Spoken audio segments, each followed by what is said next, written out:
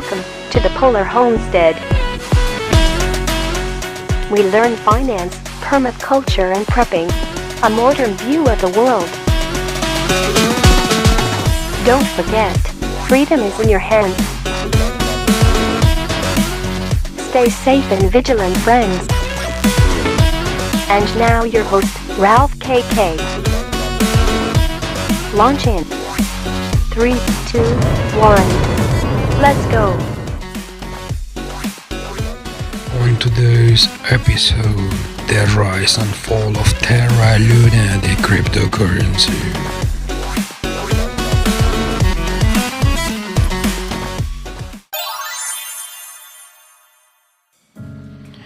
At the top, it had a market cap of around $40 billion and a price of approximately $119 per token.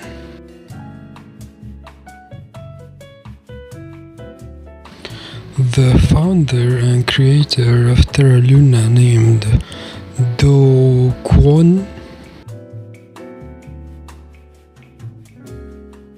he probably has no idea what happened.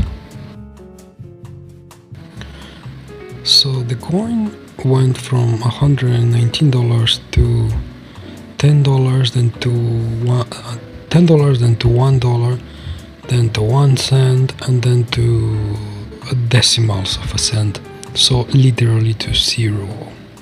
A lot of people presume that this was an attack on cryptocurrency, and they might actually be onto something. But nobody really knows what happened, except that the price collapsed. The question that everybody has is just what happened? What happened, bro? Where is my money? Where is my money?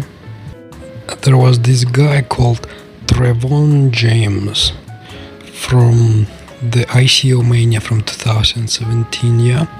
His most famous phrase was, he was like, "Hey bro, you still have all your coins, but technically you lost all your money." That was the most hilarious thing anybody could ever say about a Ponzi scheme. He was involved in BitConnect, this coin from 2017. Hey, hey, hey. Hey, hey, hey. Hey, hey, hey. What's up, BitConnect? Hey, everybody, my name is Carlos Matos, and I am coming from New York City, New York. Let me tell you guys that I am so excited, I am so happy, I am really so thrilled to be right now sharing this amazing, glorious, super and exciting moment of my life with all of you guys. And let me tell you that we are really changing the world as we know it. The world is not anymore the way it used to be. No. BitConnect! Wow! BitConnect!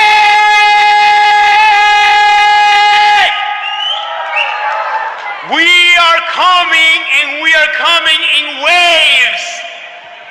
We are starting, and we are going to actually go all over the world. We are belting the entire world.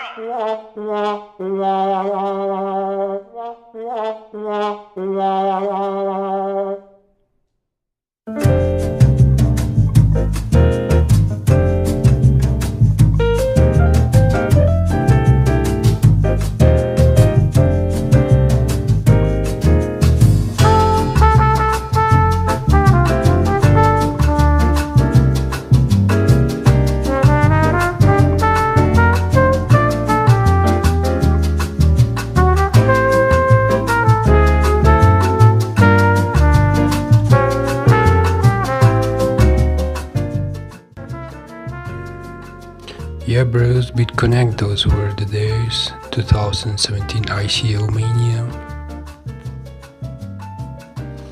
Who remembers the pump and dumps in Cryptopia and Poloniex? 2017, 2016, and before.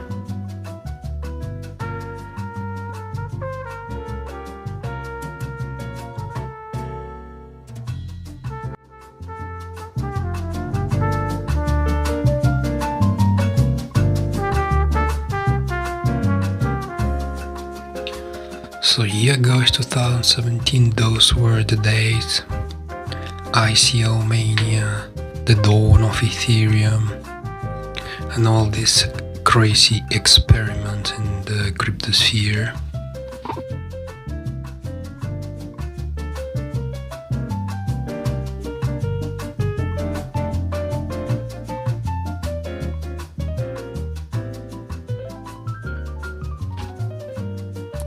It is just crazy how many people think that the cryptocurrency market is a scam or a Ponzi scheme. I mean,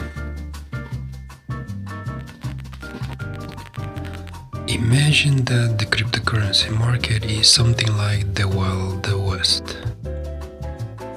So you could say there are no rules, but there are some rules.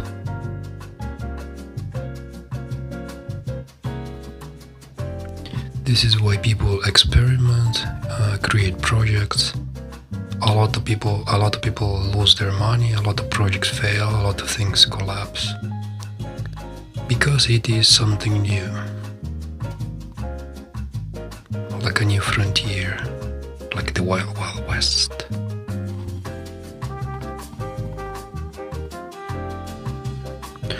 So back to Bitcoin, and yeah, there was definitely a Ponzi scheme.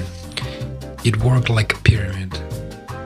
People at the bottom gave money to the people on top, and to keep the Ponzi going, the people at the bottom had to find more people to put more people at the bottom to keep things going.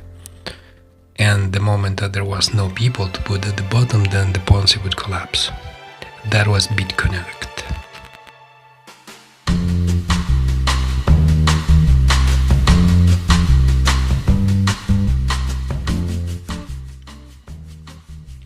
Now, if we are talking about Terra Luna, it was definitely not a Ponzi scheme. It was a very legitimate project. I will try to explain as simple as possible how Terra Luna worked. There was two tokens. There was Terra USD, let's call it Terra Dollar, and there was Terra Luna, so two tokens, USD and Luna. So how the system worked? USD or Terra Dollar, it was pegged to the dollar, so 1 USD was worth 1 US dollar.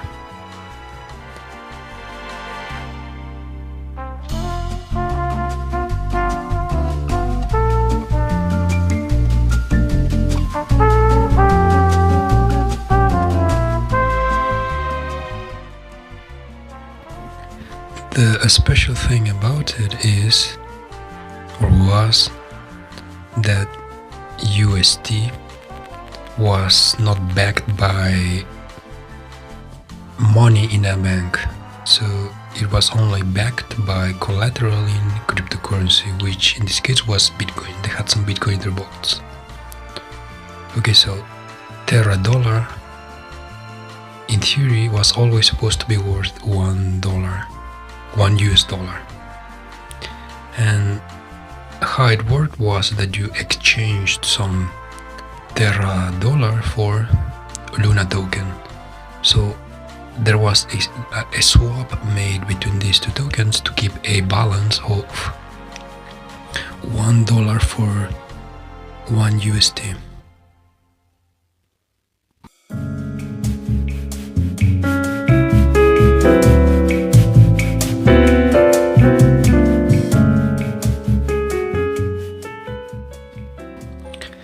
The supply of Terra Luna it was always elastic. This means that the supply could be increased or reduced anytime.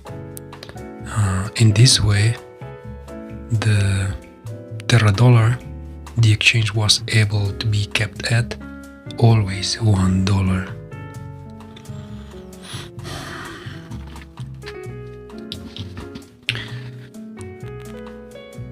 You could say that this was a very ambitious project because it was, you could say, completely decentralized.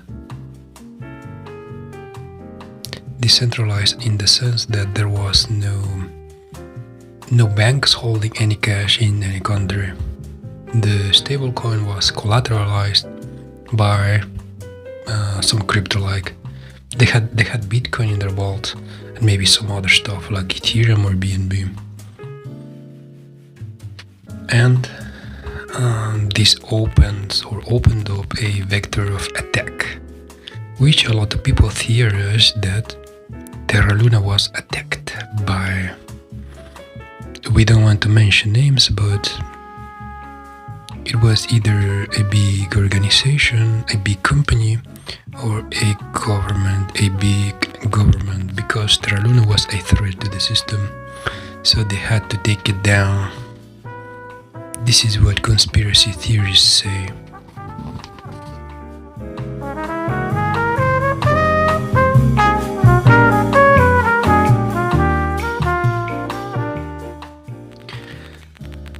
So the peg was lost 1 week ago. A little bit more than 1 week ago. The value of one Terra dollar was not $1 anymore. It just completely collapsed. So there was somebody attacking the network. How did they do this?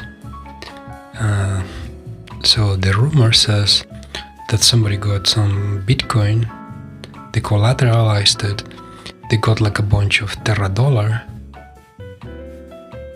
and then they started selling the Terra dollar for Luna. Hence, there was just too much money, and the system could not cope with this stress, because this third party, they were just continuously selling at any price until the peg was lost. So they kept selling Terra dollar all the way to zero. Well, okay, Terra Luna, the lowest point was worth 1 cent. I think it was 1 cent.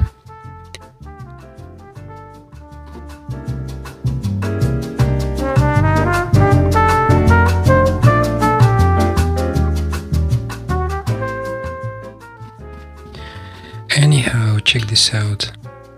In 1 week, the whole cryptocurrency market, it lost $1.5 trillion, something like this. It was a ridiculous amount of money. And after the collapse of this algorithmic stablecoin, guess what happened? A bunch of people in the government, they started to call for regulation, for more regulation, to put more rules, more laws, which is ultimately what they want from the beginning. So this is the conspiracy. What happened to Terra Luna was attack on the cryptocurrency market for the government to be able to open a door for more regulation and laws, like very strict laws, very strict regulation. We don't know yet the consequences or what it is going to happen, but you can bet that down the road, in 6 months, maybe 1 year, new draconian laws will be passed, which probably would limit the ability for people or companies to create stable coins. So they basically want to keep on their own banking system running the way that it is, and for crypto not to be any kind of threat to them.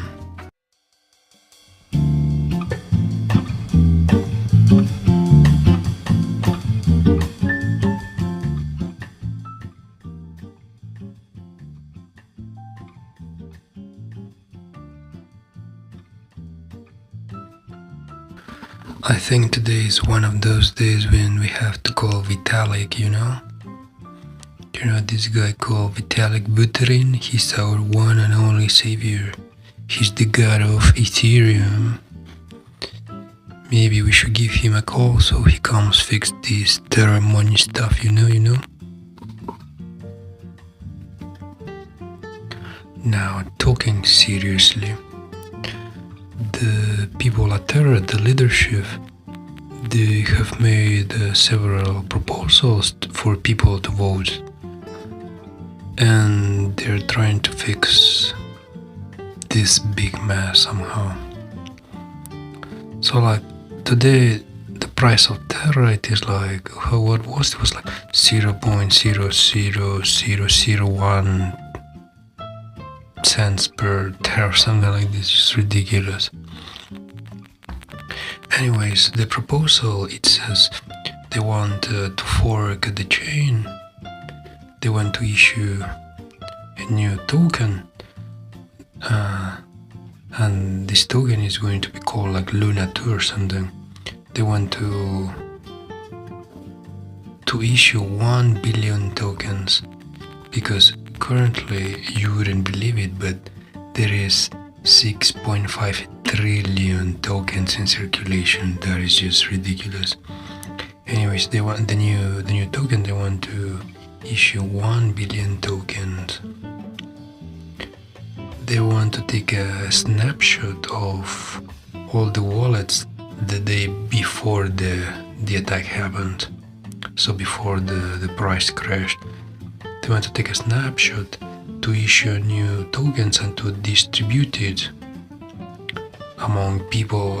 It is the numbers. It is something like 40% to Terra dollar holders, 40% to Luna token holders, then 10% to the treasury, and then this is the key part: 10% to anybody who is holding Luna right now. So if you, for any chance, were buying Luna today or these days, and you got like a gazillion tokens for $10, I'm afraid to tell you that you will not get rich this way. From this 10%, from 1 billion, this is 100 million tokens, so this 100 million, they're gonna distribute it equally to all the token holders of Luna, all of them, and they will give you a percentage that it is equal to the amount of tokens that you hold. So if you have 1 million tokens and the supply is 6.5 trillion, I wouldn't expect to get many or any of the new tokens.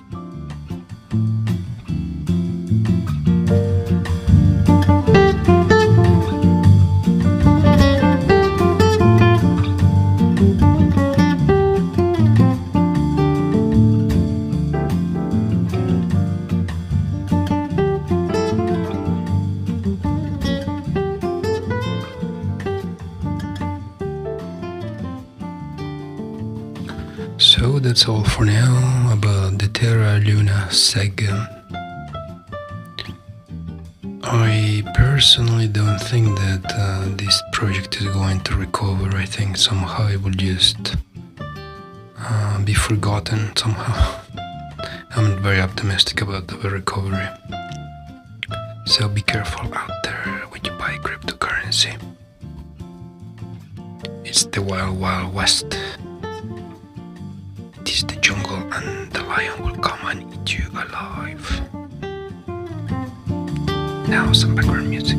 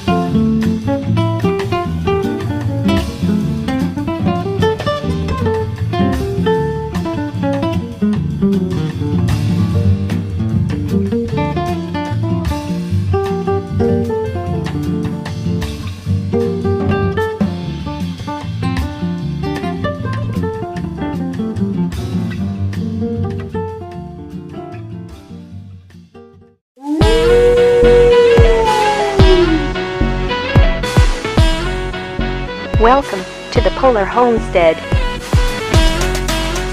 We learn finance, permaculture and prepping. A modern view of the world. Don't forget, freedom is in your hands. Stay safe and vigilant, friends. And now your host, Ralph KK. Launch in 3, 2, 1. Let's go.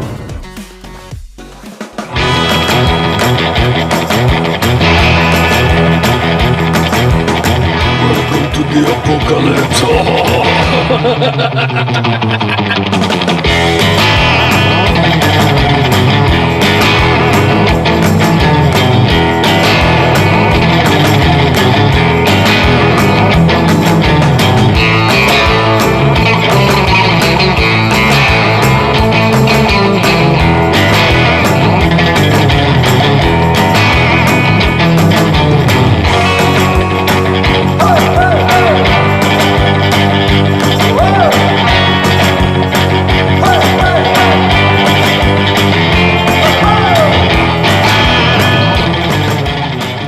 Today we have a guest here. Her name is Christine from Norway.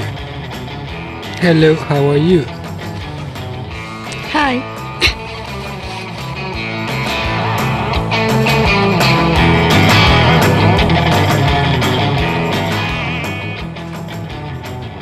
Okay, so let's talk about food insecurity. Tell me, can you grow any kind of food? We can grow food, but here the climate it is not that much kind like in the Central Europe, for example. No, but I mean in general, like you as a person, can you grow any kind of food? Yeah, sure. We have our little garden, but it's before we were using it more like fun to just to spend some free time closer to nature. But right now, probably with all of this situation happening, we will be more careful and pay more attention to this kind of activity.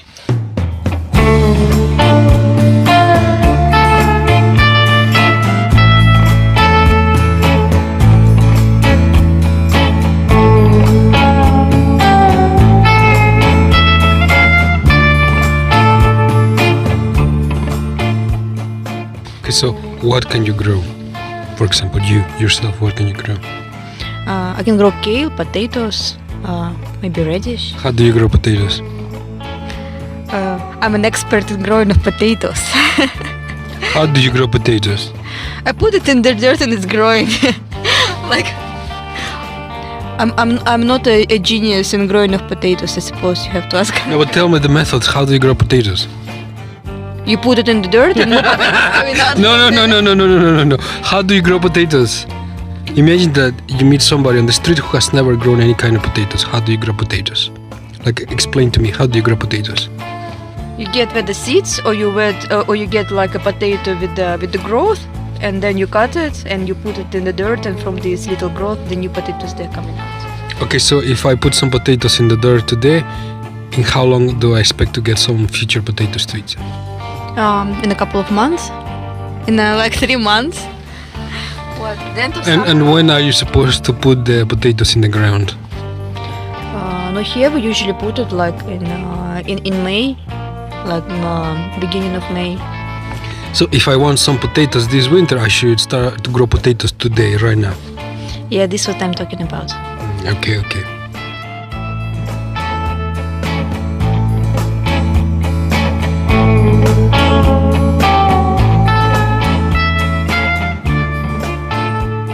Tell me, what is your opinion about food insecurity in the world? What should the government be doing about food insecurity? I don't think that the government would listen what I say. So, like, this is their decisions, them, and what they do. It has like big influence on what's happening. So, what should they do? I don't think that there is anything that they can do instantly just to improve the situation right now. Like so for example, today you go to the supermarket. there is like a lot of things or food that you cannot find, or that it has double or triple in price, like wheat, like pasta, like sugar, salt, meat, beef. It has gone up like 5 times the price. So what can you do in these circumstances? For now, you still can get some, so just to not to make it too difficult for yourself, like for your budget, you just instead of one bag of pasta, you get like 2. You eat one and you put one for storage. Yeah, but I mean, if the price is the double, triple, what do? You cannot even afford one bag of pasta. Myself, I'm not in this situation, at least for now, and I hope that. What do you mean? Are you like a privileged citizen with a lot of money? This is what we're trying to tell people.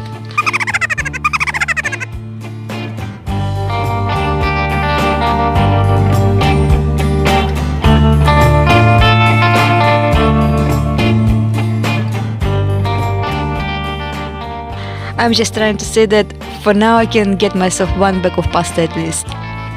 But the prices they're going up. This is the fact. So just work more, get more jobs, get more money. So this is your solution for people to get 2-3 jobs and to work more. Yeah, this is to get more money. This is what you're telling people to do. Yeah. Do you have any other solution from where to get money? How about you tell the government to control inflation, to reduce inflation, and to make food available for everybody? I don't think that the government would ever do such thing. So like we have to be realistic about this. Like this is some measures that we have to take just to survive for a current moment.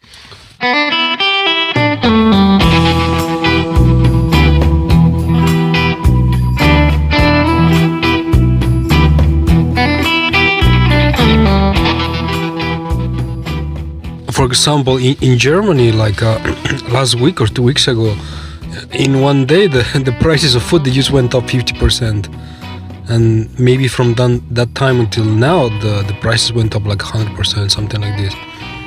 So what should the German government do? What is your opinion about this? Somehow they have to control prices. Probably the government should put some stable like level of. So your idea is that there should be like price controls of certain food items. Is this what you are proposing? Or some like beneficial stuff, like to some giveaways for people who cannot afford it, especially for the people with the children and something like this. Any other ideas? No, any other idea. Like food coupons or something like they want to do in France? No, for now, I don't think that this is necessary just for now, but in the future, probably this is decision. And so coupons for one potato, one coupon for one piece of bread, and one coupon for 1 liter of milk per week or something like this. Yeah.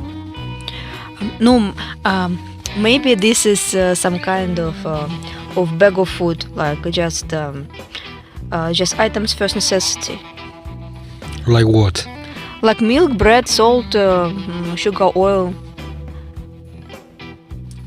Okay, so you're telling me that in the current situation of high inflation, what people should do, your recommendation is that they should get, instead of 1 job, they should get 3 jobs. And then also, people should start growing potatoes, yeah? And also the government should give out food coupons. And so in these 3 ways, then everybody would be happy with a lot of food. Is this what you're proposing? This is not exactly what I said. First of all, like you should get some extra income in case you can. Then also, in case you have some debts like credit cards, you have to try to not to spend to not to gain more debt and better pay it off, yeah, to not to be owning something. Also, like this is the point. And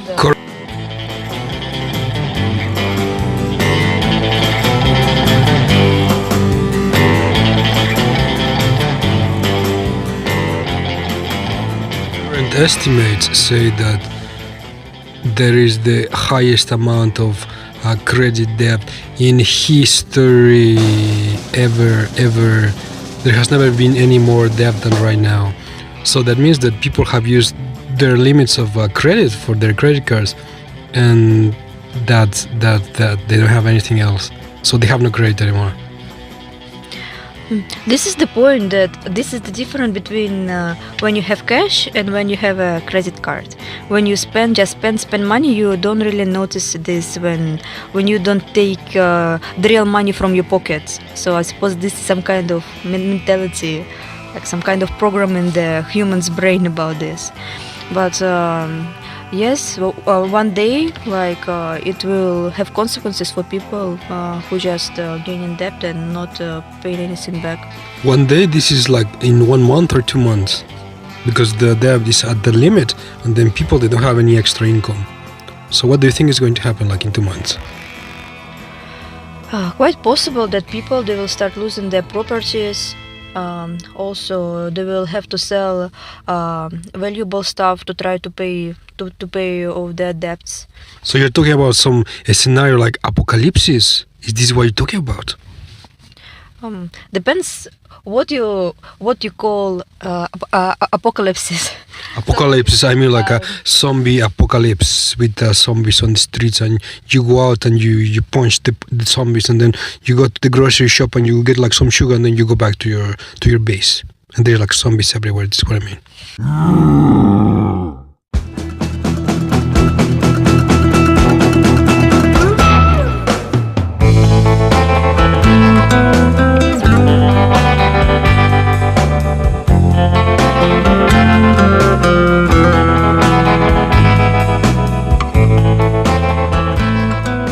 Not in the situation yet when people, they're like really at the border of like poverty or something, like just like the end of the world.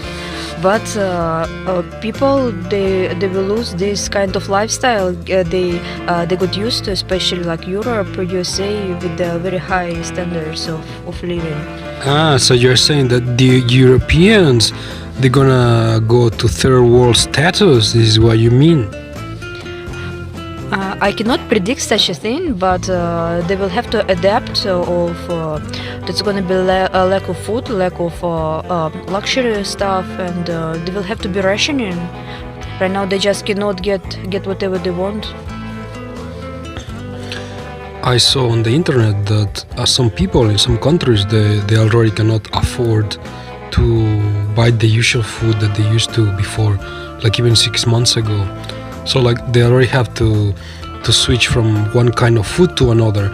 Like one guy in Finland, for example, he used to eat rice every day, and then he had to switch to pasta, like to cheap pasta. And now with the prices, he cannot even buy cheap pasta anymore. So what people are going to do? Can you tell me? Grow your own food if you can. Potatoes? You mean potatoes? You and your potatoes, like different kind of food, like kale. It's growing here in the. You need high caloric food. This means potatoes. Potatoes and vitamins, because without vitamins you're gonna lose your teeth. And here in the this country is quite cold, so we know how can the lack of nutrients and vitamins affect your. Like calcium? You mean calcium? And calcium and vitamins. Okay, from where did you get calcium? From milk.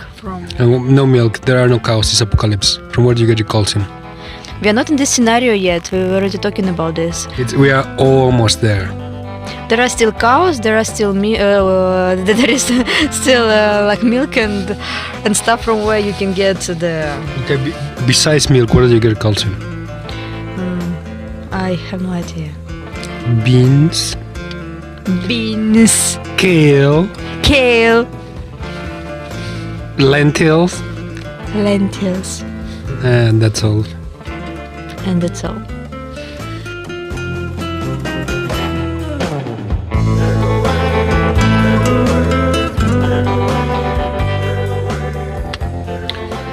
Okay, so what is your advice for the audience to do in the coming months to improve their situation, their food security, and in general their well-being? What do you recommend for the audience?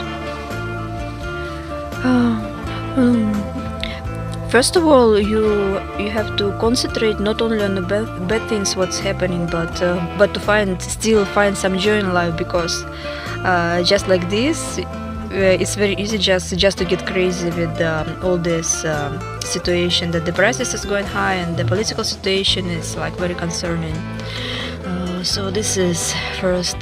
Second, yes, like while you can still get some extra stuff, like instead of especially in case you see something with like for sale, or a big amount of food on the shelf, just take a couple of boxes of pasta or any other kind of food, just extra for storage, and learn the way how to grow your own food, because this skill will serve you good in the days which are coming.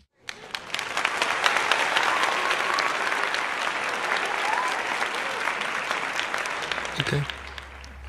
Say goodbye to the audience. Goodbye, people. Okay, bye-bye. God bless you.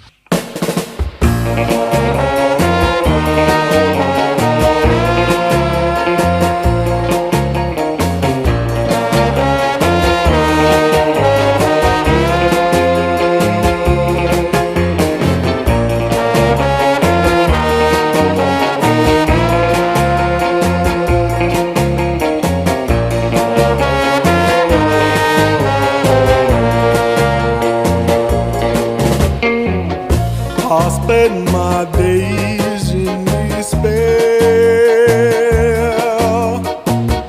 for in my mind you're still there. When nights turn cold and blue, how will I live without you?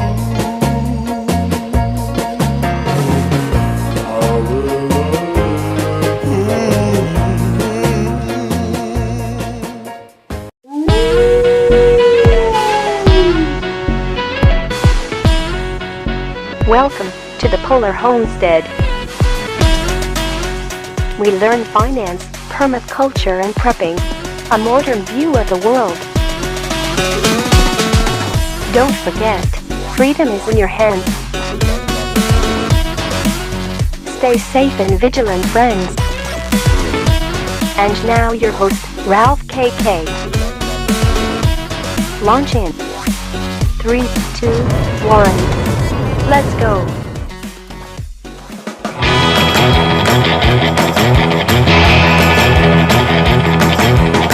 Welcome to the apocalypse.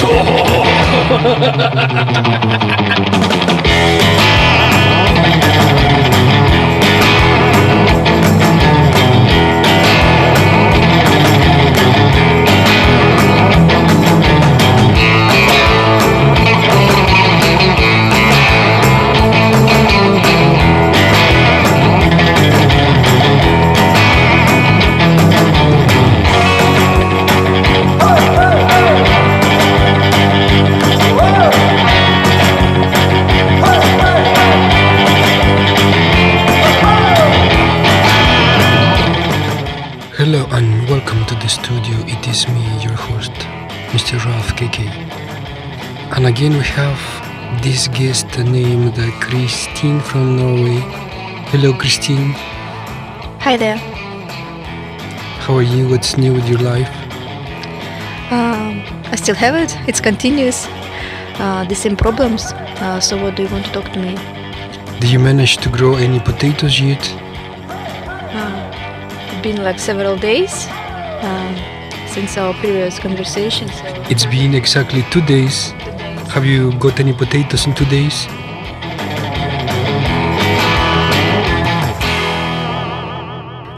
you asked me last time. It takes several months for them to grow. So if you have any other question except your famous potatoes. Between 3 months and 4 months, this is what it takes to grow potatoes.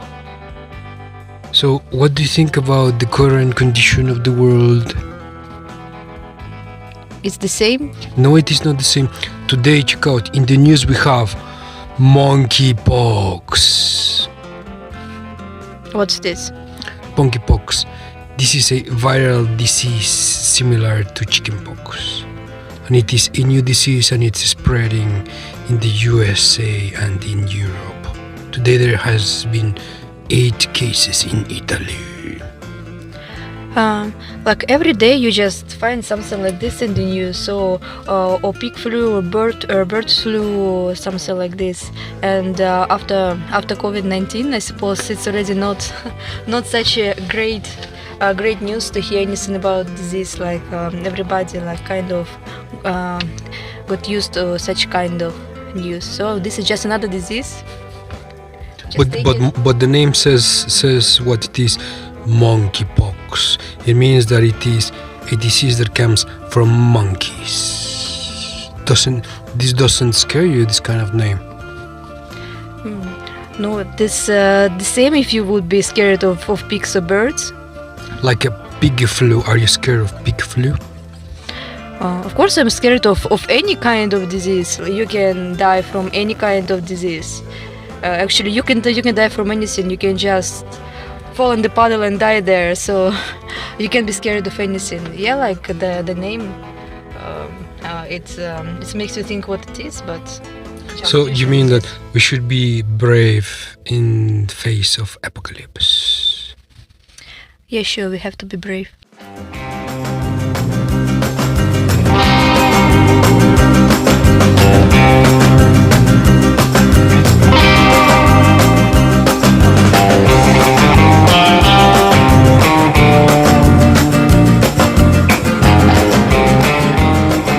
Okay, so what else? You know what's happening in Sri Lanka? Do you know about Sri Lanka? Yeah, this is horrible news. What's happening in Sri Lanka?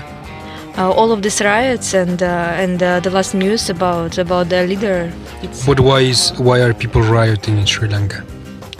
The reason is the same: high prices for oil and not enough resources. And this, I think that this what is coming, like earlier or later, probably everywhere in a different level of intense. Like depends which country it is. So like this, what we will face soon, probably in many countries, especially the third world countries. So you mean that the zombie apocalypse is coming? I already got that. This is your favorite phrase, zombie apocalypse. Yeah. Anyways, people, they're angry, they're writing, and they are hungry.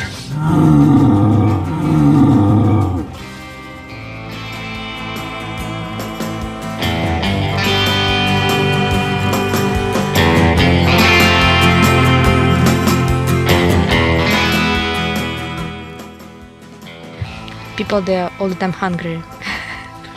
So today officially Sri Lanka, they had the last day of fuel, of gasoline. After today they have no gasoline for no cars, no nothing. And according to them, to their government, they only have $1 million of cash for the whole country of Sri Lanka. What do you think about this? Of course, this is horrible. And how do you think that they could fix it in a short term?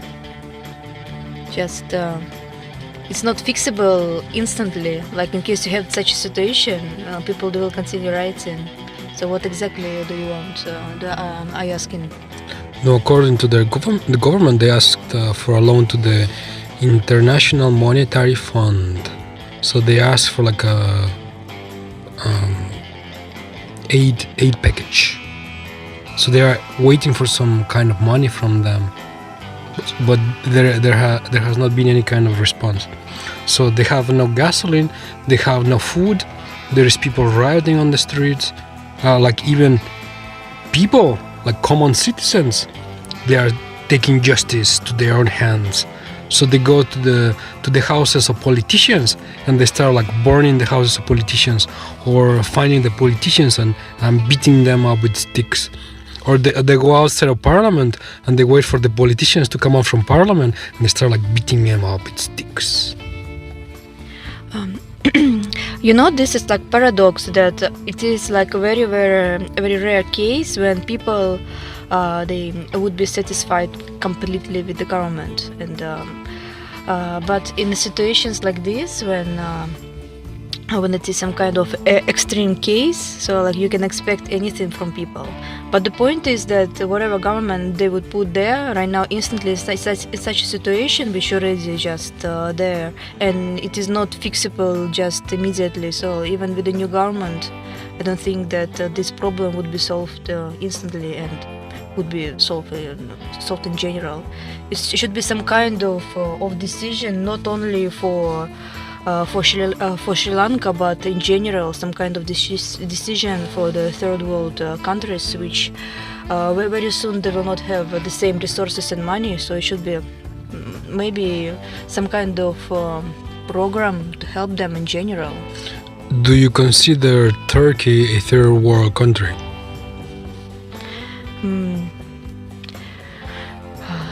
Difficult to say, probably not. They have a great income from tourism. So I don't know. They have like a lot of ways to get income. Today the Turkish lira is collapsing again versus all the foreign currencies, and the prices they are rising, and people they're gonna start rioting. The key word here is again. So it just happened again. Okay, what about Iran, for example? The price of bread, it went up 10 times in one day.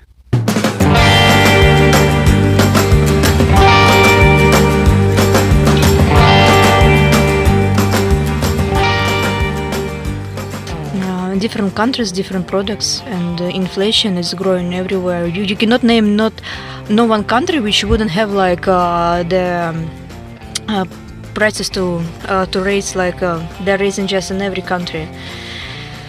In Iran this is one thing, and in Germany this is the other thing. So is this a problem of the third world, or just any country can experience these kind of problems?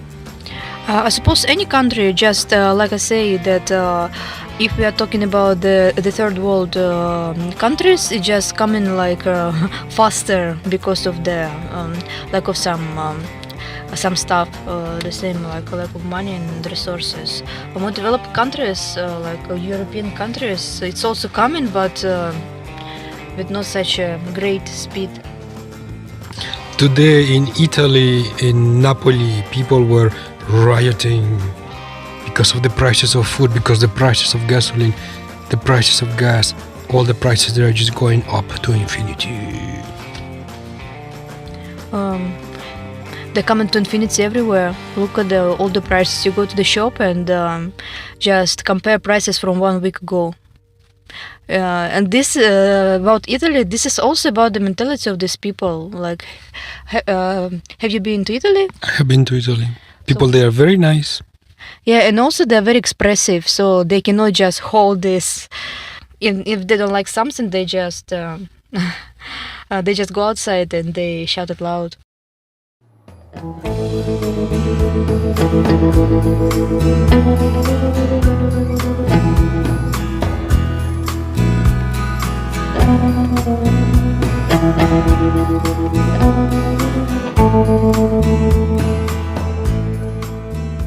Today in the United Kingdom, the Prime Minister Boris Johnson, he said that he will try to deal with the bad economy.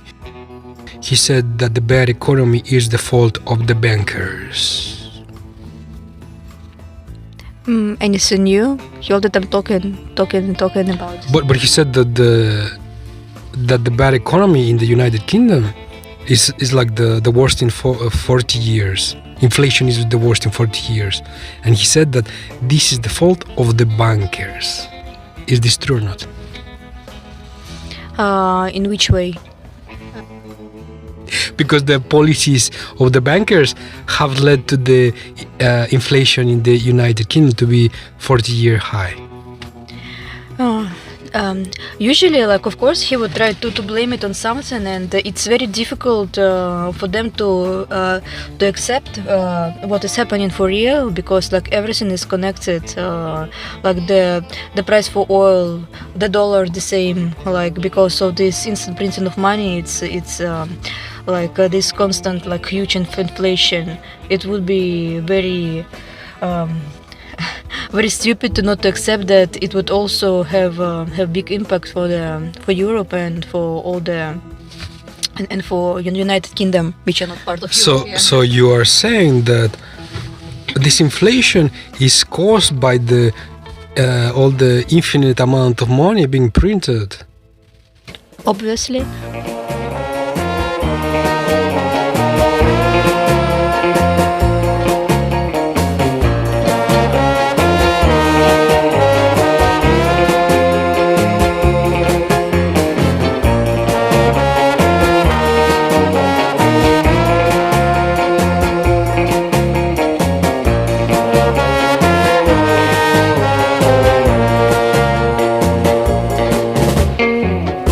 I spend my days in despair, for in my mind you're still there. When nights turn cold and blue, how will I live without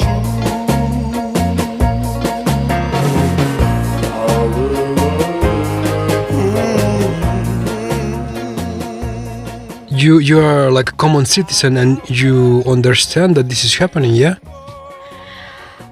You don't need to be genius. You don't have to be genius to understand this. We have facts. You just look at this, and especially the last like 5 years, like this constant printing money, just which already like you just print and print and print, and they just don't worth anything anymore. Just the paper with no value. Especially it's not based on gold or nothing. Just printing for any needs, and so obviously it would have some effect in the future. And right now we are getting the result of this, and this is just the beginning. So if you have this kind of idea, it means that the truth is spreading among the common citizen to see what it is really happening with the economy. And you know what the bankers said? The bankers, they said, oh no, it is not our fault. The high inflation in the United Kingdom, it is the fault of the policies instituted by Boris Johnson. The point is that for some reason people, I wouldn't say they're blind, but they just don't want to accept the facts. And Especially like people, not young people, they tend to watch just general television with all of this. All of this government people speaking, and they tend to believe them, and they don't want just to make their own research and compare the facts. Also between my friends, some of them, they just continue like believing in something what the government tells them. Don't make their own research. Okay, so people, they're starting to notice the truth, yeah?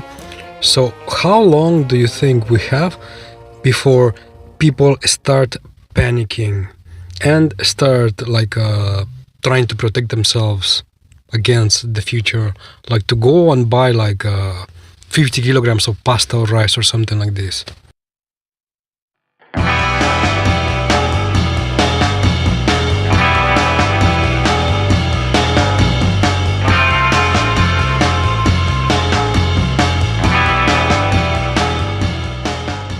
This is also like two-side situation. Like when people they start panicking and they're buying piles and piles of pasta and other and potatoes and sugar and salt. Other people they just see it, and this is like a chain effect. So like as soon as more people they will start getting more stuff in the shop, the more people will join them, because not only because of the understanding the situation that it's going to be not enough of food, but because they think that the other people they will just take everything and there's going to be nothing left. Just from this point of view, not from the point of view that they do really realize what's happening. Okay, so how long do we have until people start panicking? I don't know. Like I think that we will see it closer to the end of autumn, when it's gonna get colder, and also when farmers they will get the crops from this year. So the end of summer they will see that this is not enough. Maybe then people they will realize, but who knows? Maybe earlier.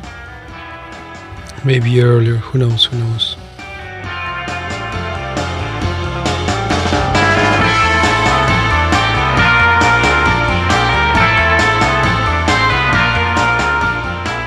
Okay, that is some very interesting opinion. Now tell me some closing comments. How should people prepare for the future, like this coming winter? Because this winter it seems like it's going to be very difficult. Like the price for heating is going to be very high, the price for food is going to be very high. What should people do at this point?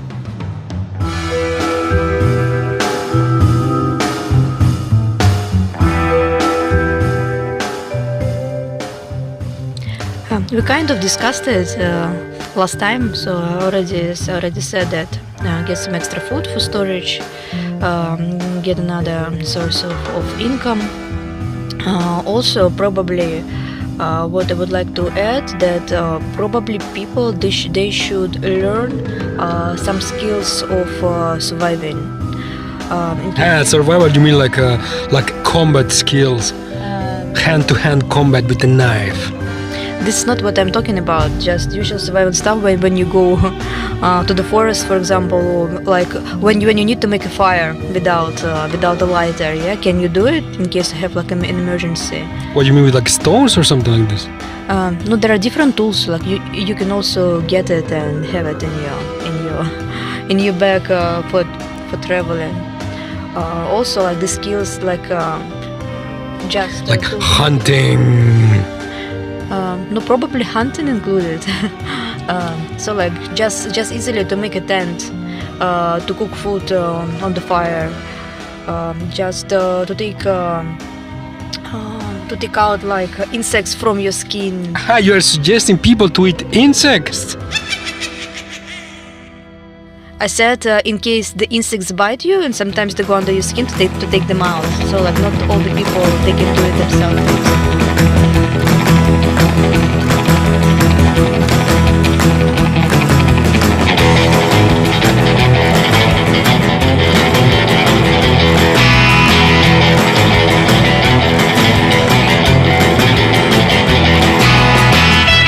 Okay. And how to protect themselves from wild animals. Like a bear. And also self-defense against the people. Hand-to-hand combat with a knife. You're too violent. Just for people to not to let to punch you. In case they're angry, like in case you're in the crowd and you need just to get some shelter and protection, just to punch somebody to. So then you mean something like a pepper spray? Or pepper spray. To blind the enemy. Okay. That sounds very, very smart and intelligent. Okay, say goodbye to everybody. Goodbye, people, stay safe. What else? You forgot to say something. I will not say this.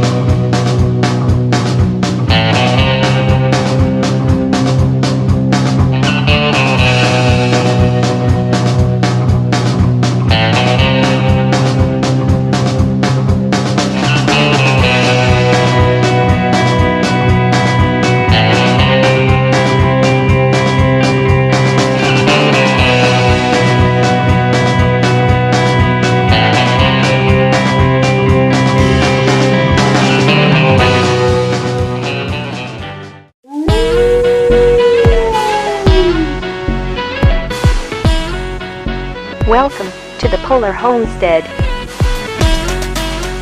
We learn finance, permaculture and prepping. A modern view of the world. Don't forget, freedom is in your hands. Stay safe and vigilant, friends. And now your host, Ralph KK. Launch in 3, 2, 1. Let's go.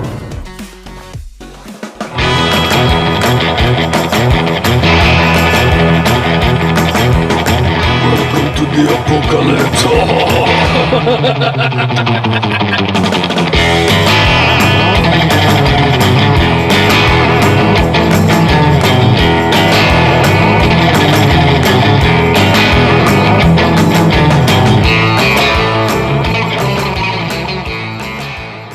Hello and welcome, my fellow humans. This is Ralph KK. This is the Polar Homestead podcast. Today we have a very interesting topic to talk about.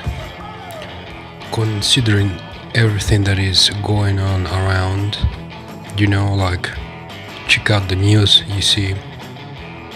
The main problem today, or the current problem today, is food insecurity. By food insecurity, I mean that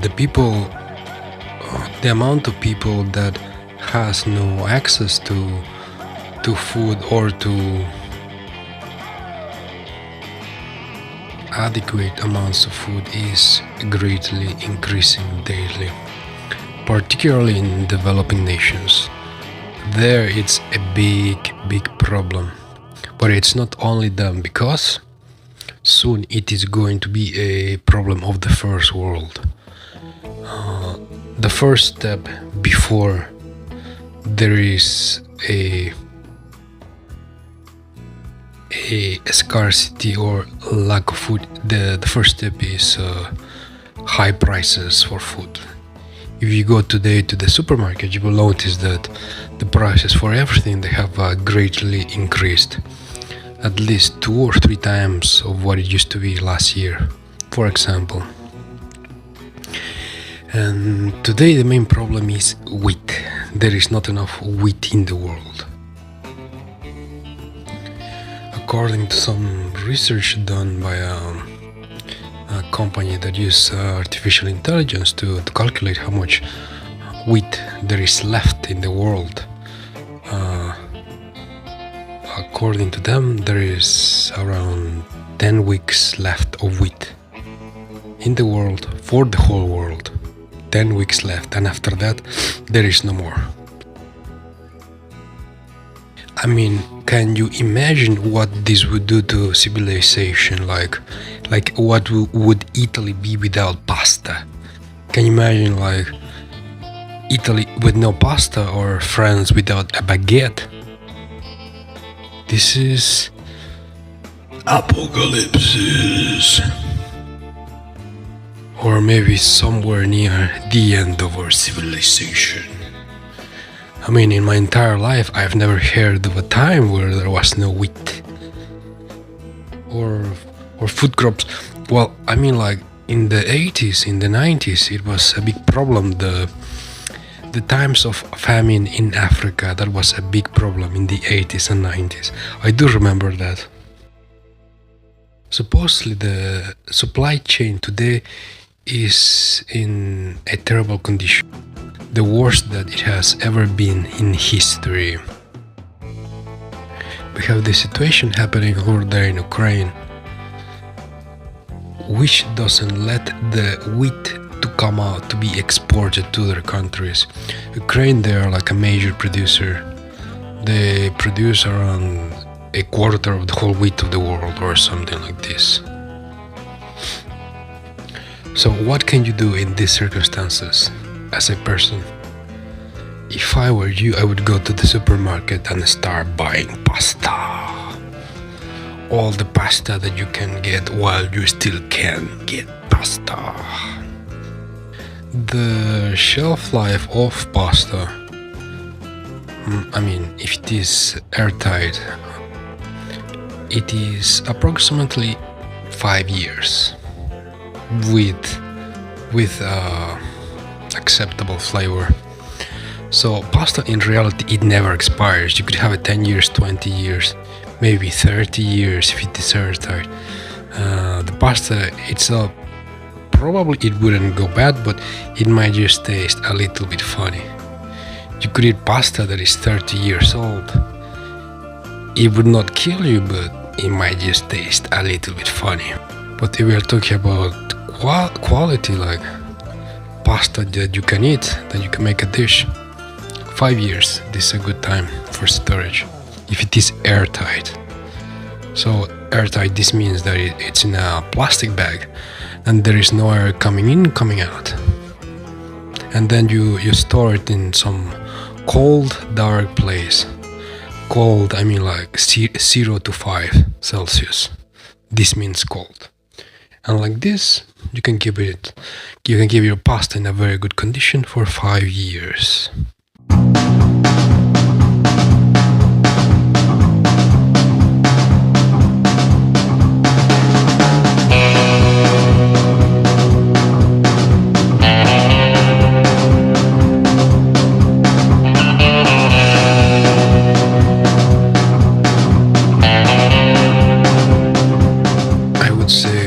One of the most important topics for this year 2022, it would be how to grow food and food preservation. This should be your main concern today. Well, besides inflation and wealth creation and how to keep your wealth in these circumstances, but I mean you could have all the gold in the world, but if you don't have something to eat, what are you going to do with all this gold? You cannot eat gold, but you can eat pasta. This is for sure.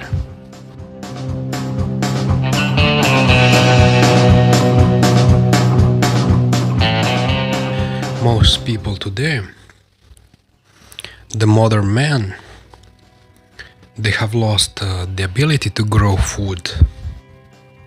I mean, yourself, can you grow food besides potatoes? Because I mean, anybody can grow potatoes.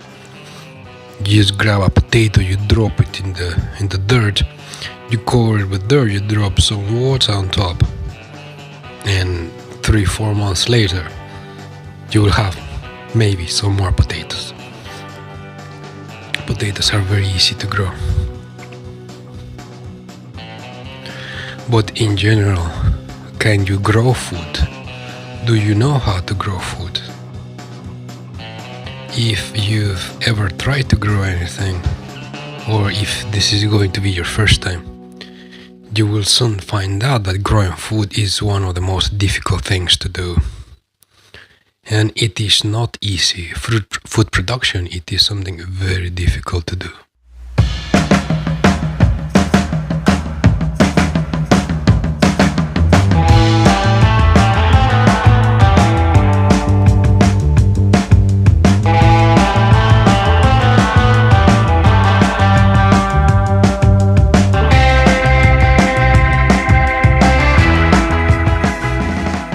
Along your journey of growing food, you will have many disappointments.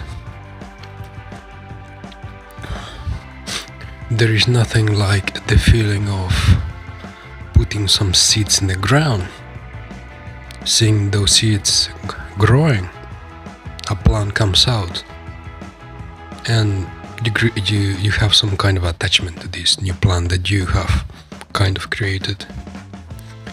And then maybe a couple of weeks later, maybe a month later, 2 months later, then what if something happens, like if it is outside, what if it is too hot, or what if there is no water, and then the plant dies. Then what do? This will be a big disappointment to lose a plant that you were growing. And this can disappoint you or encourage you.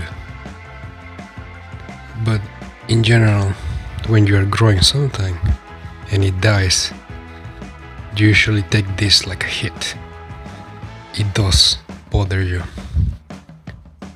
So imagine you're growing like a whole field of wheat. There is no rain and it is hot outside, and your whole crop dies. How would you feel about that? This is just one of the hurdles of growing food. We use the method in itself. How do you grow food? The method. It is something like a step-by-step thing to do, where you can fail all along the way. It is not smooth. So, my recommendation for you today would be to learn how to grow something. Start with potatoes, move on to beans, maybe continue with beans. Beans are something that are not so difficult to grow. I mean, there are some food crops which you can grow, which are very easy. You start with potatoes, you move to beans, then you move to something else. For example, kale. Kale is super easy to grow.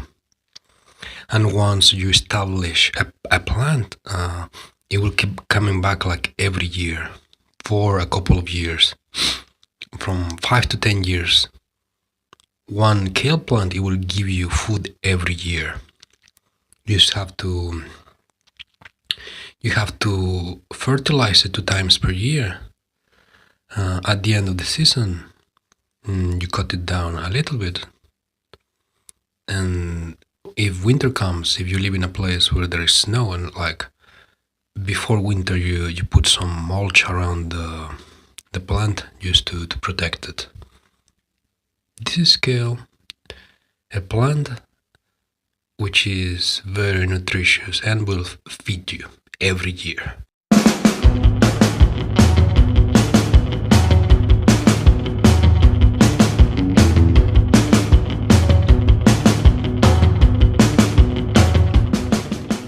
How about some berries? Do you like berries?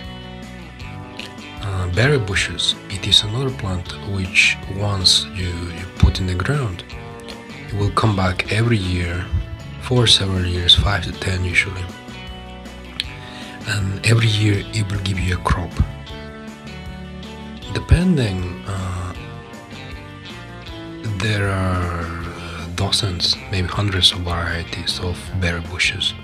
I particularly like blackcurrants, because the bushes of blackcurrants, they become very big, up to, let's say, up to 2 meters tall and 1.5 meter wide.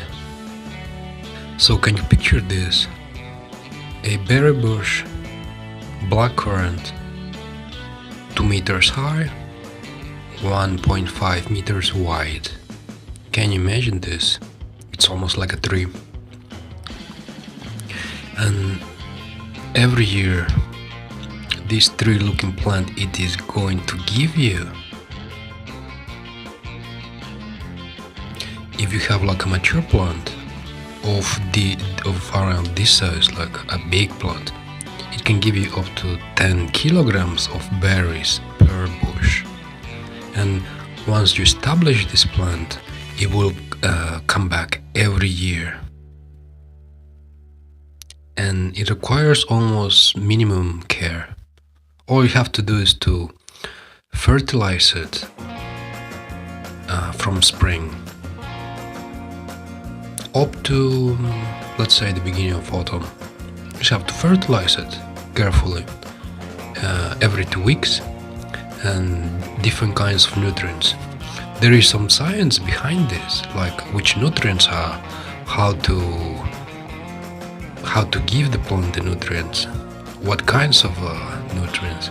There is some science behind this, but once you understand what you have to do and how to do it, then it becomes easy to do. And you do it every year, and every year you get maybe 10 kilograms per bush of berries, you will have so many black currants that you will not know what to do with it. Like every year myself, I just have buckets and buckets of black currant. I am eating them fresh. I freeze a lot of them. I make jams. I give it to neighbors fresh. I make jams. I give it to neighbors because I have so much of them that I just don't know what to do with it.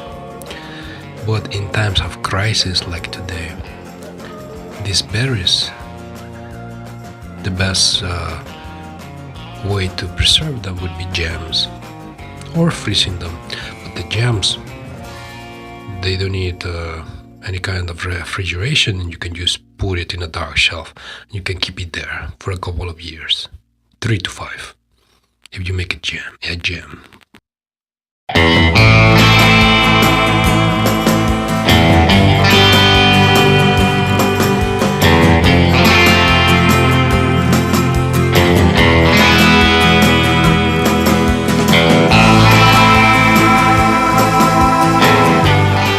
Be sure to check out my links, my social media.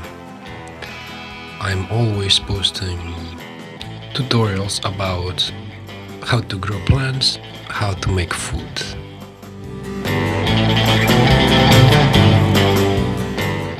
Another thing that you should be learning today, it is learn how to cook, learn how to prepare food. And I think that you should start with learning how to bake bread. Bread is a food staple. It is something basic that you can create. It will feed you. And just let me tell you this, that not many people talk about, or even chefs or bakers, they don't talk about it. But check this out. Baking, it is like science or like mathematics. Baking, it requires an exact amount of ingredients mixed together in a certain way, so kind of chemistry. So this is some kind of science, baking.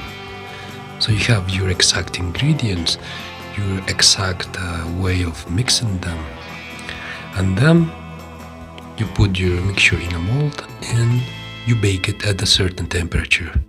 And let me tell you this, if you follow the instructions exactly as they say exactly, you will get a very exact result.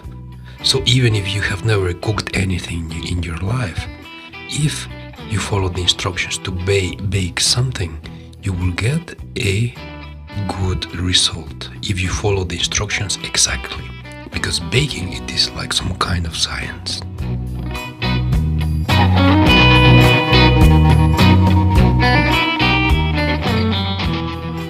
Be sure to check out my YouTube, Polar Homestead.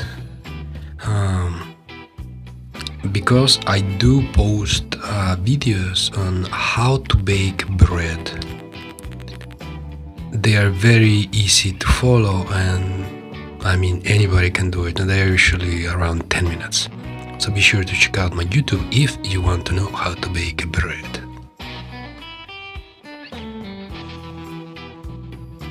Well, that's all for today, folks. The podcast was fun, interesting, and informative. I'll see you on the other side.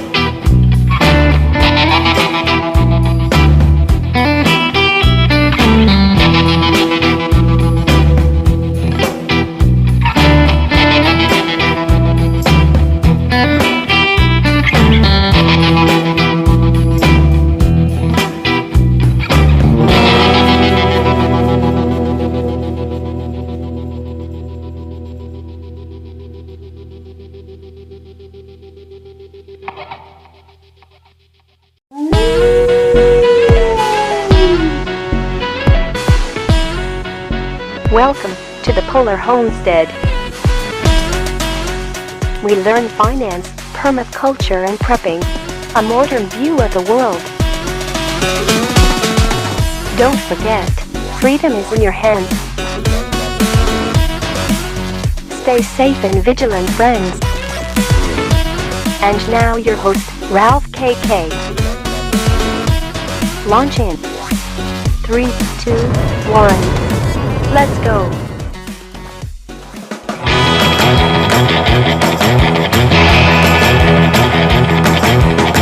Welcome to the apocalypse.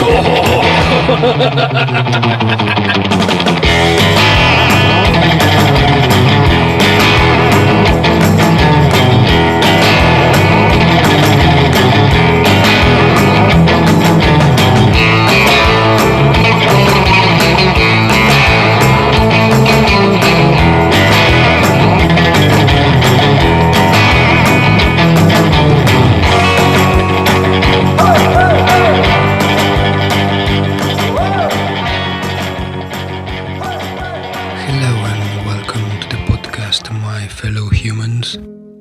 This is me, your host, Ralph KK, and today we have a very interesting conversation about, can you guess about what? Today it's a very relaxed and chill topic. Today we will talk about how to grow berries. The magical trick and a special kind of science to grow the best and biggest, juiciest berries in the whole world.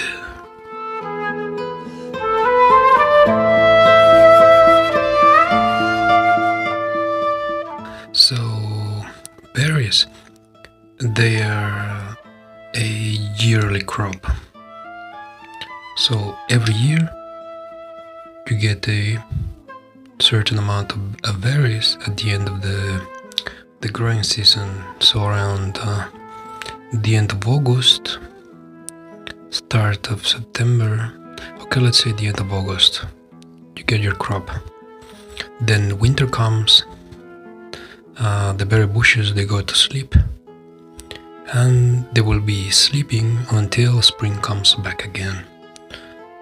Usually after the last snow falls, the berry bush will wake up and start growing again. So during winter you could say that they are in some kind of hibernation.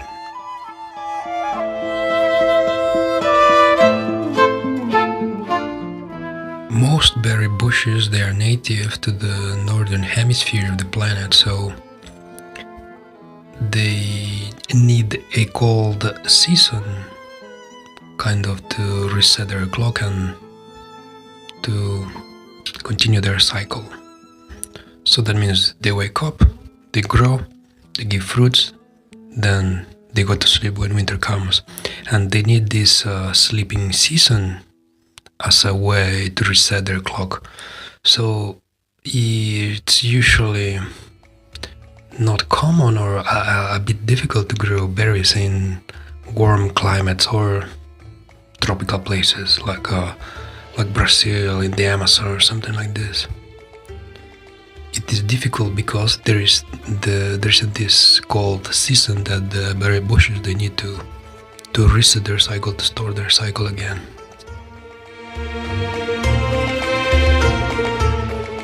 Also because berry bushes, they have this cold sleeping season, you could say that they are a hardy bush, a hardy tree.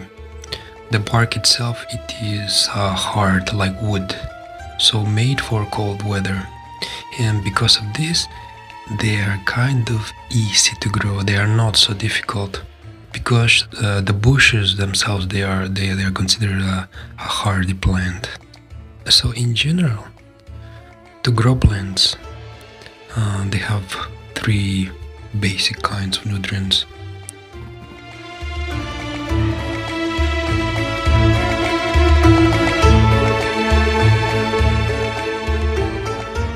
Three main fertilizers, let's say.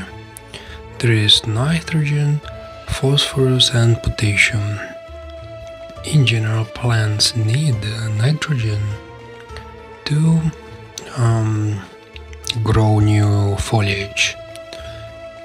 So usually you apply nitrogen in spring at the early stages of everything. So the plants, they grow a lot of leaves at the very beginning in spring of the cycle. You put nitrogen, a lot of leaves will come out.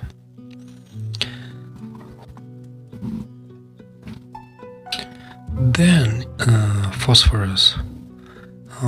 It is a vital nutrient. It is usually the nutrient that helps plant to develop the whole system, like roots, stems, and in general to keep the plant healthy. So you could say phosphorus, this is like a well-being nutrient for the plant. And then potassium or potash. The gardeners, we call this for sure, we call it potash. So potassium, this is the main ingredient for fruit generation, like tomatoes, peppers, aubergines, plants in general that produce fruits like this. They need a huge amount of potassium. So in general, you could say these are the three basic rules of growing plants. Nitrogen for leaves, phosphorus for general well-being, and then potassium for fruit development. So if you use this rationality for berry bushes, or to apply it in growing berry bushes, you would feed the fertilizer in spring at the very beginning when they are waking up. You give them nitrogen. You usually apply nitrogen every 2 weeks, so you give them nitrogen until they start flowering. When they start flowering, you give them phosphorus, like a general well-being nutrient. And then after pollination has occurred and you see like the little berries starting to grow, then this is the time to start giving them potassium, the magical word potash. If you've ever grown tomatoes or peppers, you know that when you give them a lot of potassium, like in the right way, you would get like a really big, juicy tomatoes or nice big peppers. So potassium, it is a key ingredient to have like a fruitful crop.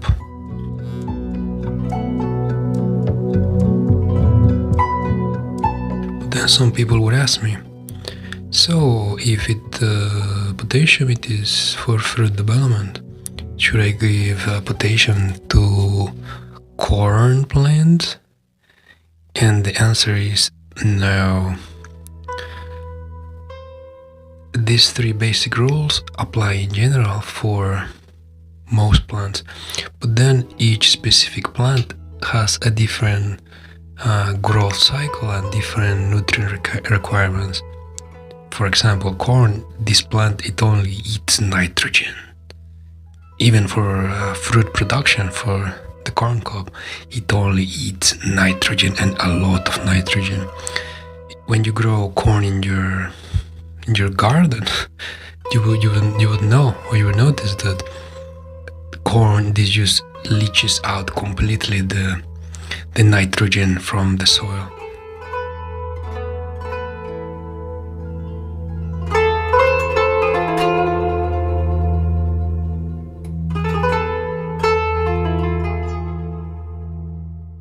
So in the same area you could maximum 2 times grow corn, and then you have to switch to a different crop because there will be no nitrogen at all in the soil.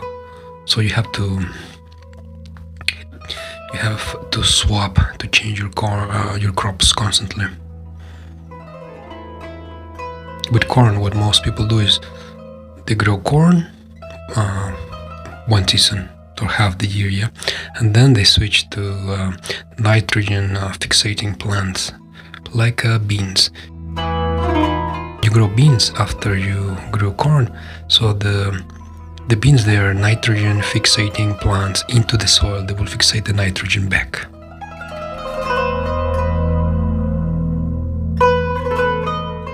So back to berry bushes. The best crops, in my own opinion, the best kinds of berries to grow would be blackcurrant, raspberries,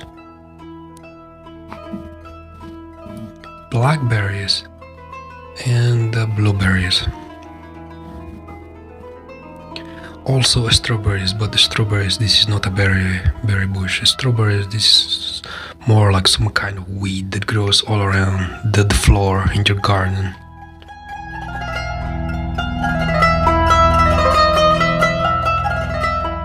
So let's say you're growing blackcurrants, some raspberries, and some blackberries. So what you would do in general, this is a trade secret. I'm gonna tell you all my secrets. Spring comes, so the snow melts. Spring comes 1 week, 2 weeks after the last snow. You start to see some life coming back to your dry wood bushes. You see some small little growth there. This is the time to start feeding them nitrogen. And what you would do at this point, you would feed them a liquid solution of nitrogen. So you would buy the fertilizer and you would follow the instructions of how much to apply. It's usually something like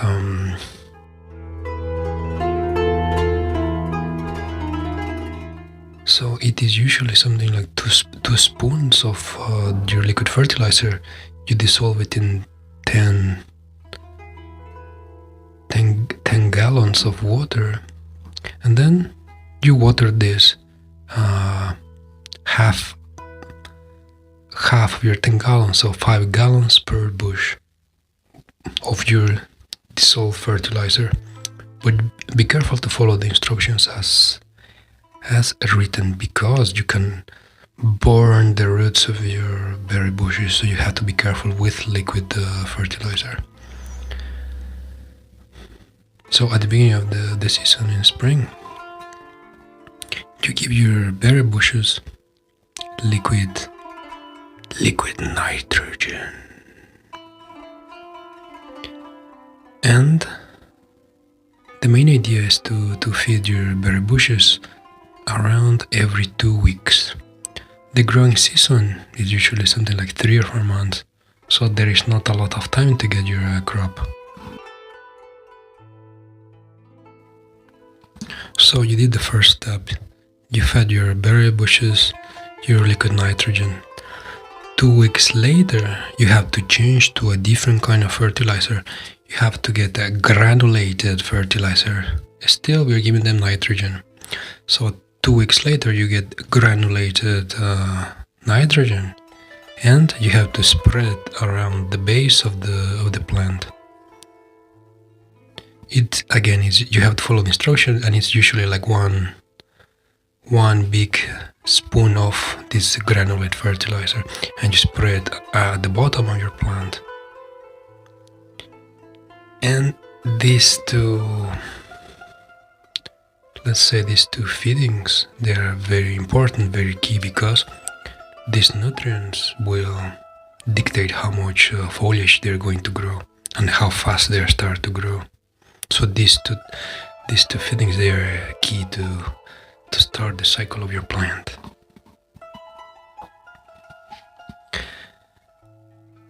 Then it's been 1 month, so your plant is growing, there is a bunch of leaves, and it's just growing happily under the sun. Again, 2 weeks later, after you put the granulate, now it is time to feed them some phosphorus. This middle cycle feeding, this can be more flexible. So you can use organic fertilizer. You can use chicken manure, cow manure. You can use chicken pellets, chicken manure pellets mixed with phosphorus. Again, you can find all kinds of fertilizer in the shop.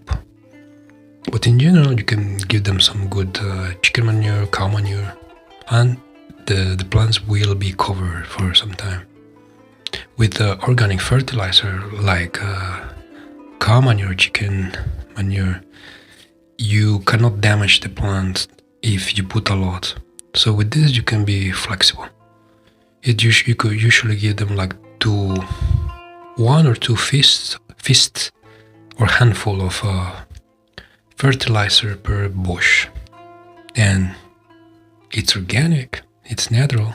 You cannot damage the plant, so you can just drop it around the dirt at the bottom.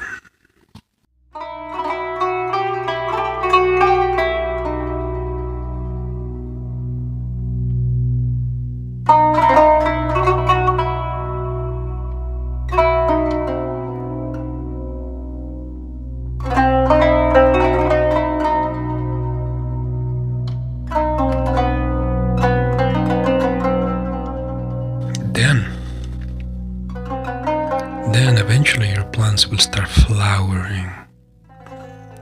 And then this is the key time to check what is happening in your plants. Again, if you're in the middle of the cycle, you feed them something organic, cow manure, chicken manure, or even worm castings. This is also like very good fertilizer. So your bushes, they flowered, they got pollinated, and you can see some berries coming out, some berries growing there.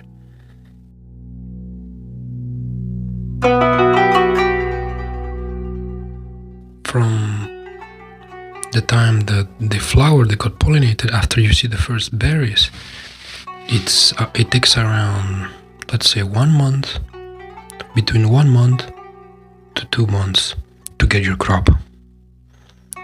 And this will depend on the kind of weather you have where you live. So the berry will keep growing until the plant decides that it's time to go to sleep soon. So it could be growing 1 month, 2 months, and then the fruit will get ripened depending on what the plant decides. If it is warm, they could just keep growing until it starts to get cold again and the plant thinks that it's going to go to sleep.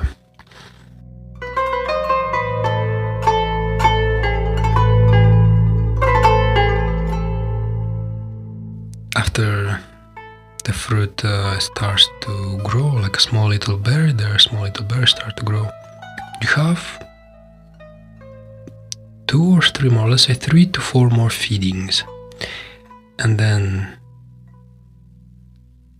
because it is going to be like 1 or 2 months, so you don't need to rush the process. You don't need to give them liquid potash. So you would give them granulate. I would say this is the best method to do it. So you need to go to the shop, you need to find some granulate of potash. There is all kinds of stuff. They sell like some kind of you could say ashes of potash, or some kind of dust of potash. I've seen it, looks like kind of a gray stuff. But anyways, you give them granulate of potash again every 2 weeks, and again like one spoon per bush. These are general guidelines for your berry bushes for blackcurrant, raspberries and blackberries. General guidelines. It also works for blueberries, but with blueberries, they like acidic soil. So for blueberries, you need to make your soil acidic. For this, you can buy some specialized fertilizer. You can also use coffee grounds. Coffee grounds will turn your soil acidic. You can also use mulch, wood mulch, but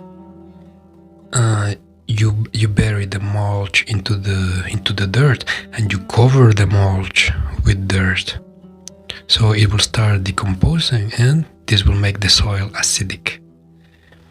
You can also use pine needles or pine wood, but you put it in the dirt, you cover it with dirt, it starts decomposing, it makes the soil acidic. And this is only for blueberries. Blueberries are the most acidic loving berry bushes ever in existence. So spring is finished, summer is finished, and if you follow the instructions, probably you will have some very big berries.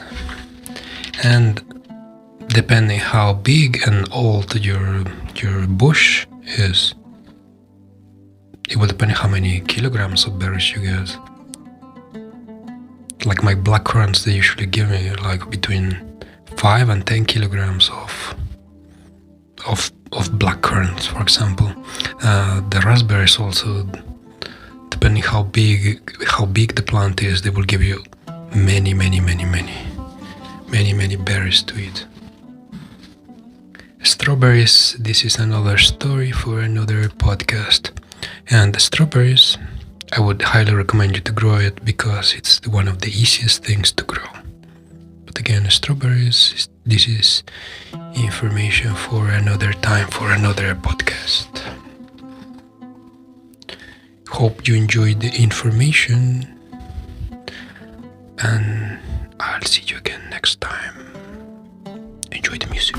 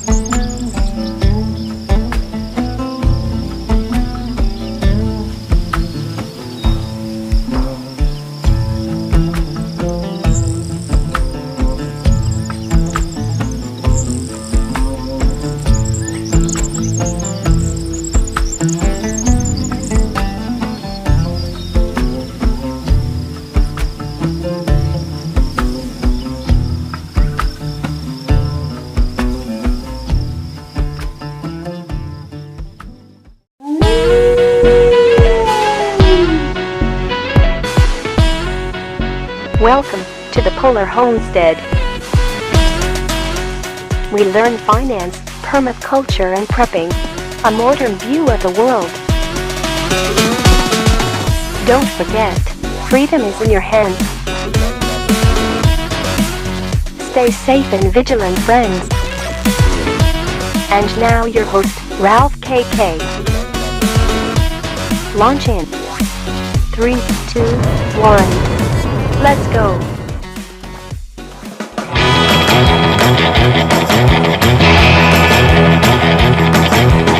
Welcome to the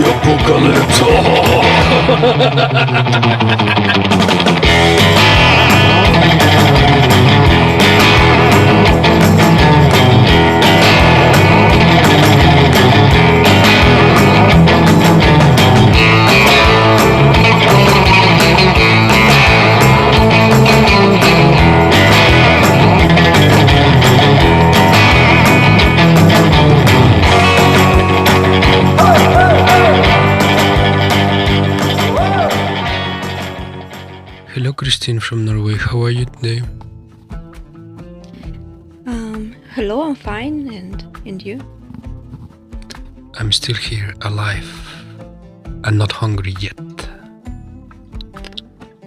The current topic is food insecurity as usual, because people are hungry and there is no food. And we have wheat for 6 weeks or less. Several organizations, they came out and they said there is only wheat for 6 weeks, and then there is no more wheat, and then everybody's hungry.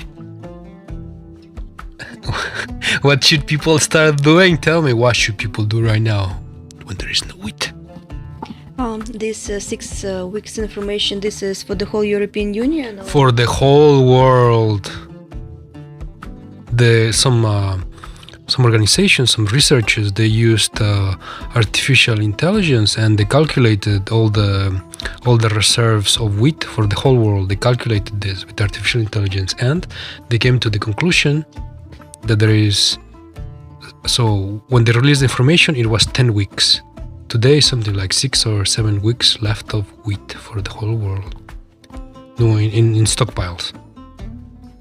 And after it finishes, so they have to use the new crops, which nobody has harvested yet. So let's say the stockpile of wheat in the world is 6 weeks, and after this, nothing but the new crops. Okay, this is in case like they're calculating that from this amount of crops, they will just share between each other in like equal portions between the countries. But yeah, but I mean, like, nobody's sharing. This is just like an estimate of how much is left in stockpiles. It doesn't consider like how or who is going to share any wheat. Like, for example, India banned all the export of wheat. Along with other countries, they have stopped exporting wheat because the people or countries, they are worried about their own population. And also, yesterday, India was also banning the export of sugar. So countries, they are stopping the export of basic staple foods because they need to feed their own population. So they are stopping the export of food. And so today we're in a position when there is not enough food for anybody. Only what you can grow in your own country, this is what there is. So yes, like in case we're talking about Europe, about England, about Norway, and etc. They have such amount of wheat, and I don't think that it will be rational proportionally between them. Yeah, but what do you mean by this? What do you mean? Also, like as you know, in Europe there are like Russian friendly countries and not friendly, yeah. So like for the countries who is friendly to Russia, there is bigger possibility to gain some food, to get some food. Yeah, but anyways, I mean, Russia is not exporting any wheat to anybody for 1 year. They put a law that there is no export to anybody until December 2022 or something like this. So like the next 8 months, no exports at all, with some exceptions for friendly countries. But so far they haven't exported anything to anybody so far. So, but we still can expect some exceptions for friendly countries. This is what I'm telling you. Yeah, but so far nobody has got any of this wheat. Russia is not exporting anything to anybody so far. So, what is your question? What should people do? Preparing, or what the question is? How are people going to survive in these conditions? Like, for example, yesterday, besides all the stuff in Sri Lanka now, and Sri Lanka and Pakistan, now today is Afghanistan. They are going hungry, they don't have food. They have the malnutrition in people, in children, is getting out of control. Just out of control. What people are going to do? For Europe, it is complicated because people they could used to live like a life as only consumers, so they almost don't grow foods by themselves. So what they will just not be able to find the stuff in the shop, and they will just not know what to do, where to get it. They cannot grow this by themselves. But still we live in a world where there is rich countries and poor countries. So the rich countries can buy food from the poor countries, even if they pay like a premium, or even if they pay 2 times, 3 times the price of the market value, for example. So in theory, rich countries like Europe, the USA, Canada, you will be able to find food, but it will be like very expensive.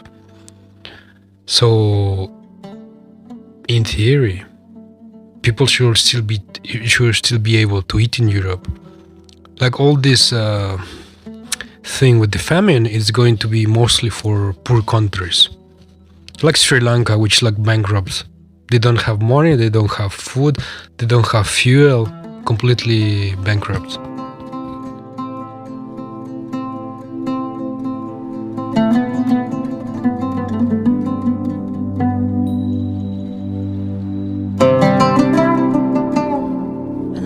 So do you think people started panicking already or not yet? Because check this out, like it was yesterday or the day before yesterday that some people that I know on Twitter, which are just like normal, usual people, they started posting on their timeline. They started posting like hey people, it is time to start prepping and start buying your food because there will be no food anymore. So like, are we in the stage of panic yet or not yet? Like I just saw these people. I've seen these people like as long as I remember, I was watching YouTube. There are all the time people who say like, yeah, let's buy everything. The apocalypse is coming. Yeah, but this is not the usual people that you find on the street, that they go to work, they go to school. These people, normal people, they're busy with their lives. They work, they go study, whatever. They're not watching YouTube. The preppers is like a small minority of people, like 5% of the whole population, or 3% or something. But at the stage that we are today, so this kind of panic that there is not going to be enough food for everybody, it's starting to spread to the normal population. Because now you hear like some normal people starting to talk about this. Like, hey people, start prepping. Buy your pasta, buy your potatoes. Because inflation, economic crisis, famine, food shortages, whatever.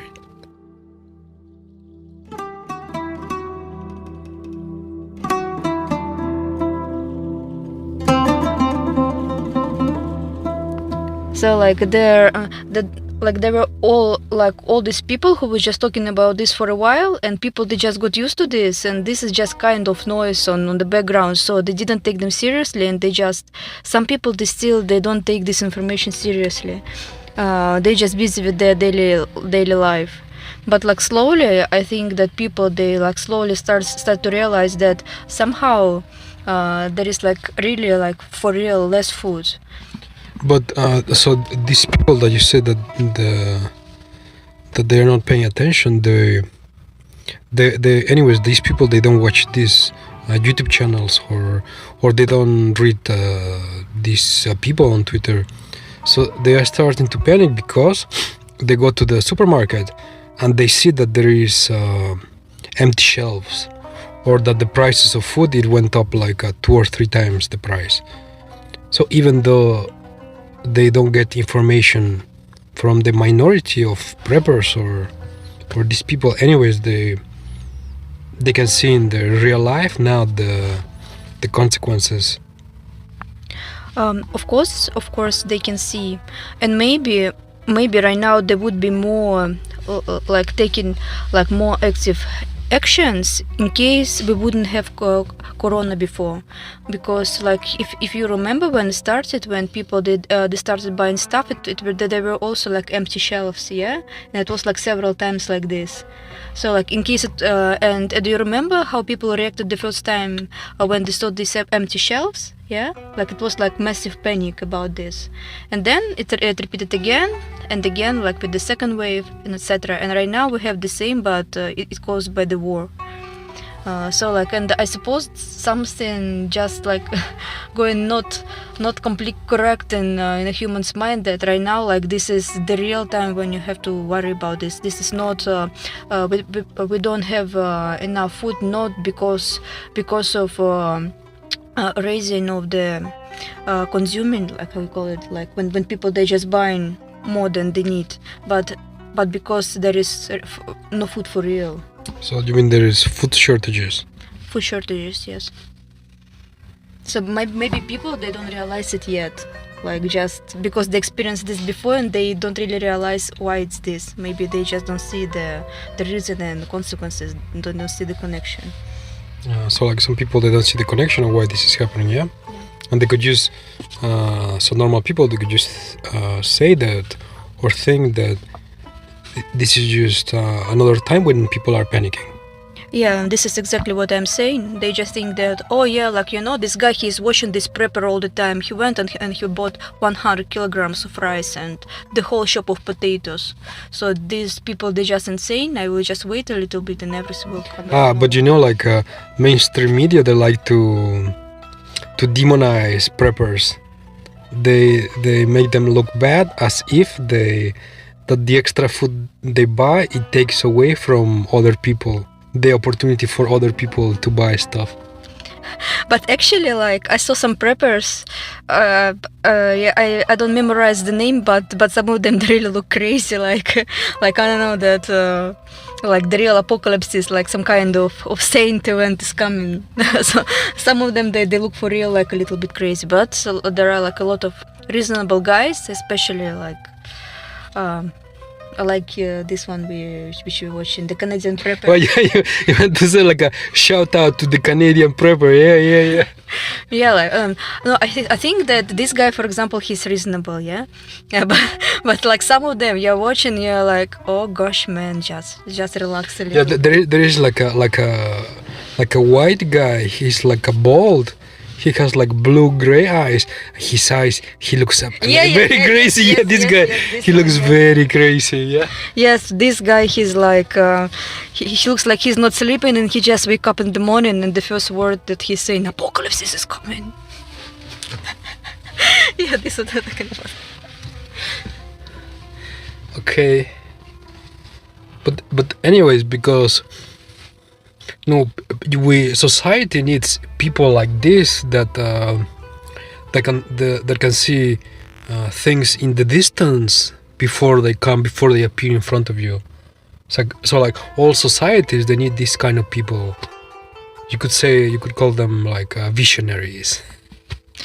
what the society needs for real, this is for the government to be telling truth to them. Like in case the government, they wouldn't be hiding the information, like, and they would be given this information up to date and not with the after proceeding in their brain, or just like making it comfortable for them, like according to their policy line, then we wouldn't have these problems. Yeah, but anyways, like the government, they would never tell you in advance about some kind of catastrophe about to happen, because they don't want people to panic.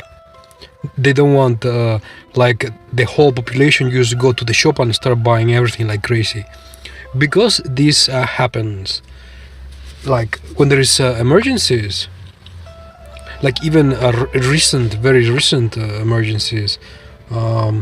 So when people start panicking, they go to the supermarket, and they're just like crazy, just trying to take everything into their into their cars, and no, it's chaotic. It's like the breakdown of society, of the rules.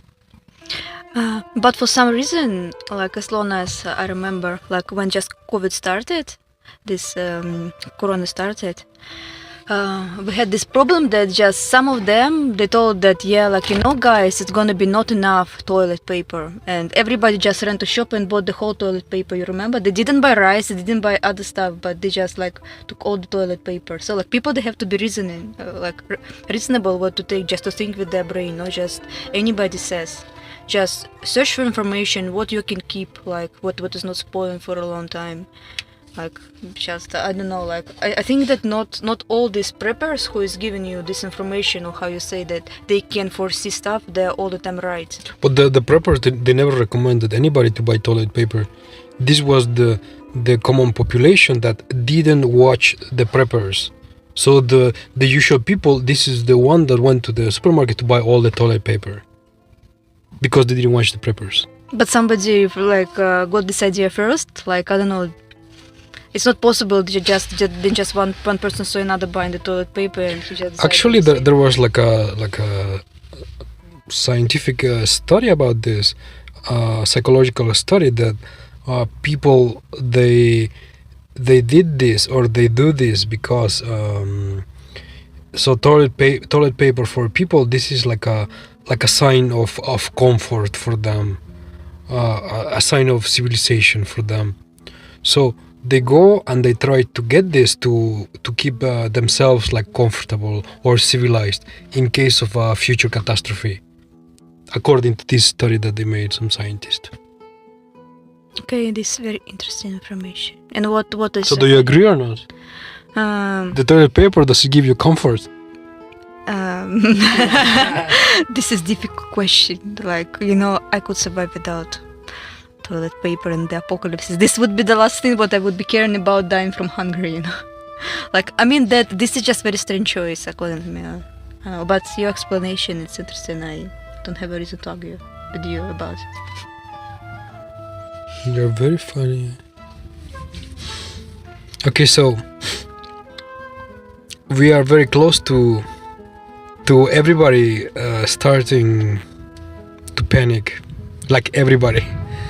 Because so like supposedly by summer, like let's say August, supposedly by August it is the time when the real shortages will be like very visible for everybody.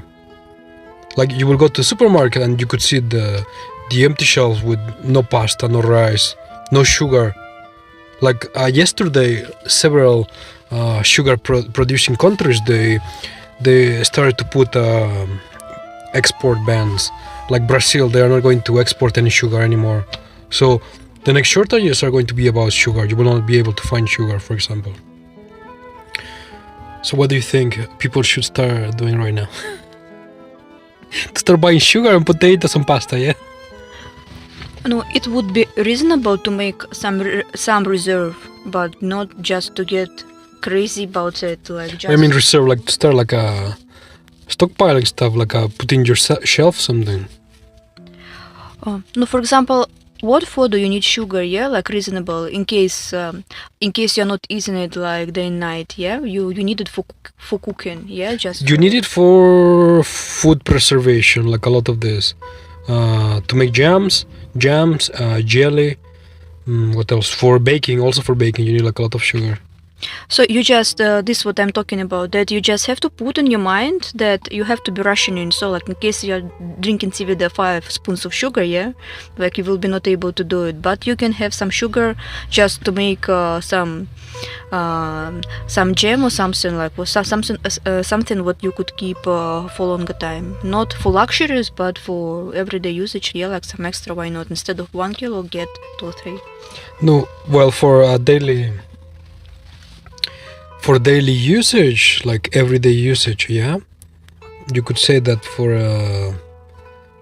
a family of 4 people, for example, maybe in 1 year, maybe you would use, let's say, maybe 3 or 4 kilograms of sugar in 1 year without food preservation, because to make jam, it is 1-to-1 ratio. So if you have 1 kilogram of berries, it is 1 kilogram of sugar. So this is like a lot of sugar. So if you don't need any sugar for food preservation, you could just buy 3 kilograms and put it in yourself. And that should be enough. Also making like these baking desserts, like you also need a lot of sugar, but just to also to make these like salty tomatoes, cucumbers. For this you need salt, you need a lot of salt. Salt and also sugar. You add some sugar there, but you don't use a lot. So you buy sugar for stuff like this, just for daily usage. No luxuries, no baking, no something which demands like a lot of sugar usage. And what about salt?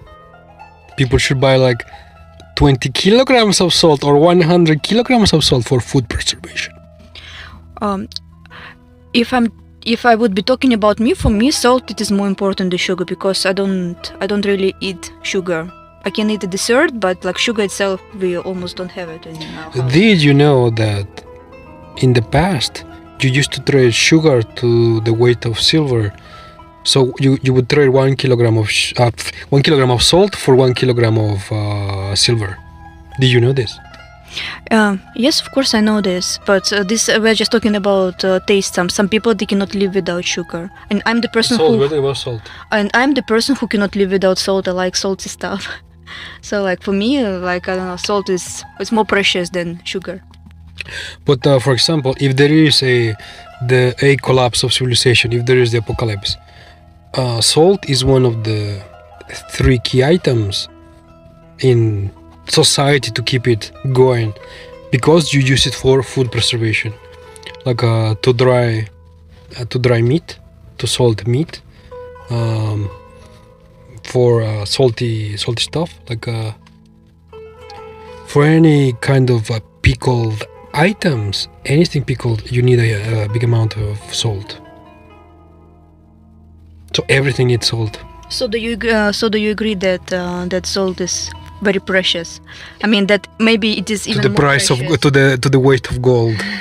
After the apocalypse, you will trade salt for equal to the weight in gold. This is what it's going to be. So what are you trying to say me? So guys, buy coffee, buy sugar, buy salt, and keep it. Later you can use it as a barter for gold. Yes, we are going to a barter system. Yeah.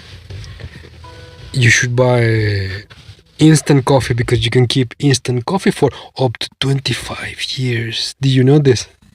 No, because of this I said instant coffee. Yeah, like have you seen the prices for this? Like to the moon. Oh my gosh, they went 3-4 times up in price, because there is coffee shortages. There is like floods in Brazil. They're not producing coffee, so the whole market is just like not enough.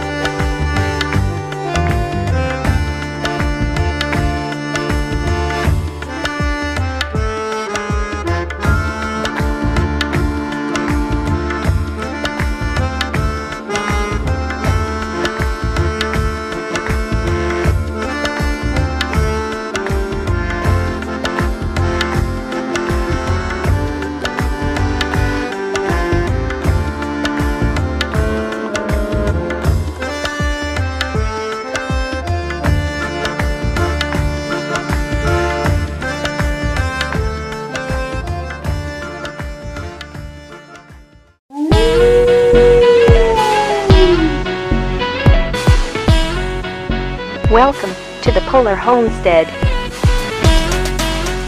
We learn finance, permaculture and prepping. A modern view of the world. Don't forget, freedom is in your hands. Stay safe and vigilant, friends. And now your host, Ralph KK. Launch in 3, 2, 1. Let's go.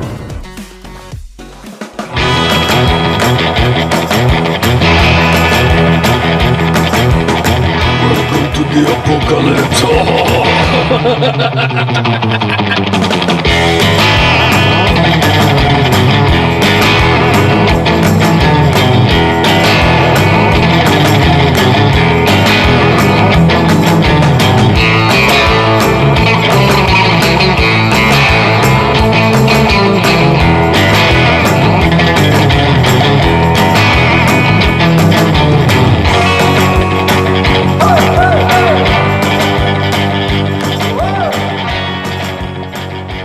Hello, Christine from Norway. How are you today? Hello, I'm fine, and you? I am fantastic. Did you know that there is only 30 days of wheat left for the whole world? Yeah, I've heard about it. It's a lot of negative views on the TV. But 30 days. I mean, first it was like 6 months. Or no, maybe 3 months or 90 days or something. So it was maybe 90 days. And today we are 30 days countdown to apocalypse. Like, you know, I'm trying not to get involved with all this news. So, like, in case you want to tell me something, better tell me because I'm not following. But I've heard that there is some news about that Ukraine like promised to get some wheat for the European countries. So what do you think? How is it realistic or not realistic? Do you buy your pasta? I have some storage of pasta. How much pasta do you have? 50 kilograms. What, seriously?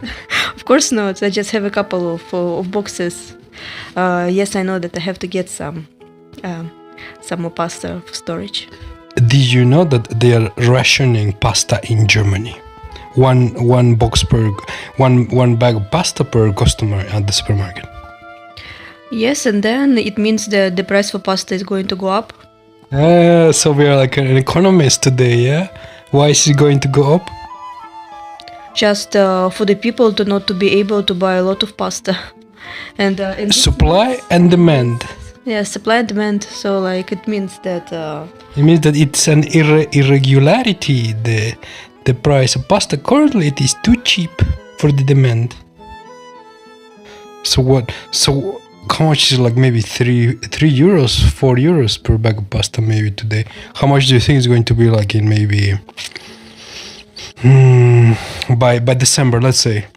How much the one bag of pasta is going to be by December? 30 euros, bam. No, but I mean, come on, seriously.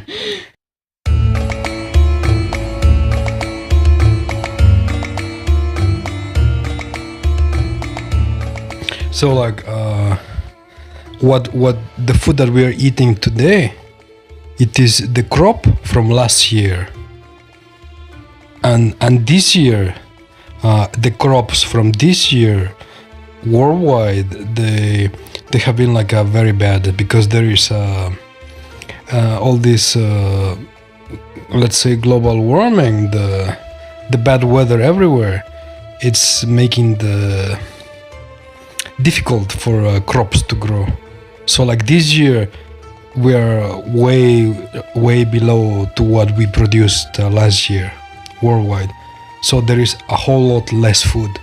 That's not even counting the crisis in Ukraine, that they are not exporting food. And that's also not even counting that there is not enough fertilizer for people to buy, or the fertilizer is like too expensive and the farmers, they cannot afford to buy it.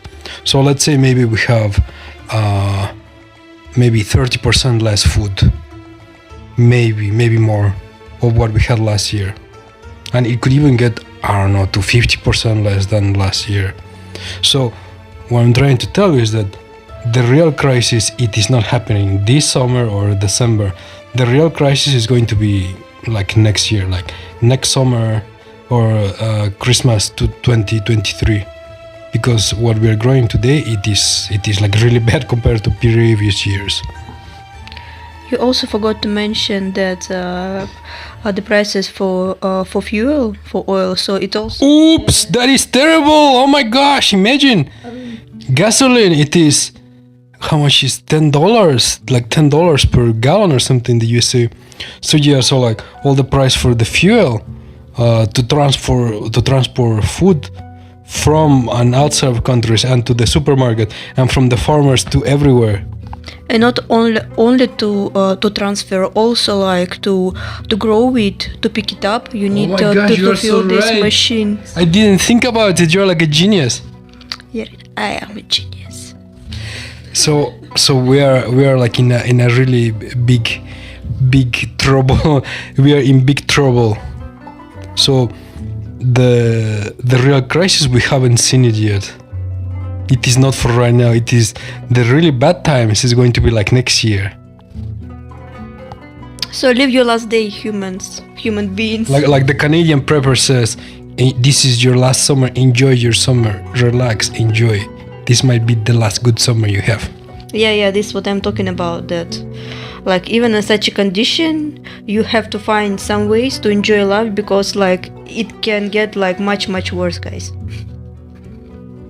That is not very optimistic at all. This is kind of sad, depressing. It could be worse. It could be worse. What do you mean? Like a zombie apocalypse? This is what you mean? No, come on. We are talking about Europe right now. At least we don't have war in our territory. Yet. No. I'm pretty optimistic about this. I hope that from this side everything is going to be okay. Like, yeah, we are going to have the food crisis and other problems, but I still hope that that everything will be finished in a peaceful way. But can you imagine going to Italy and that there is no pasta in Italy? Or you go to France and they don't have baguettes in France. Can you imagine this? Or that you go to Germany and there is no beer in Germany because there is no wheat to make beer. Can you imagine this? Right now you're talking not about survival stuff. This is about stuff which we got used to, what make us think that the life should be like for us to be comfortable. Yeah, but beer and other stuff like to make a baguette and stuff like it is bread. You eat baguette every day. Bread, you can make a corn bread also, not only from wheat. So like we're talking about in general. So like surviving stuff, yeah, even with survival stuff it's gonna be difficult, not only the stuff which we got used to, what according to us is what makes our life comfortable. Okay, so tell me, in these difficult times, what do you recommend people to do? How can they relax? Like this could be their last summer or their last good summer for maybe a decade or something. So how should people relax this summer? First of all, I have to mention that this is my personal opinion. Yeah, not all the people would agree with that. First, I think that you should limit your time you spend watching the television and social media in general, because it's a lot of negative information, and especially on the general TV, it's a lot of disinformation. Yeah, like all this mainstream media, they're just like they're trash binning your mind. They're just dropping all the bad stuff in your mind, into your consciousness to make you feel afraid and to make you tense all the time. Yeah, exactly. But the funny thing that, you know, like a lot of people, they still watch it and they really believe it like blindly. But a lot of people, they, or at least you could say that the new generation, like everybody under 30, they don't watch television. They watch everything online. So the reach of these mainstream companies, like the news networks, it has become very limited. Only older people, like over 30, over 40, they still watch this.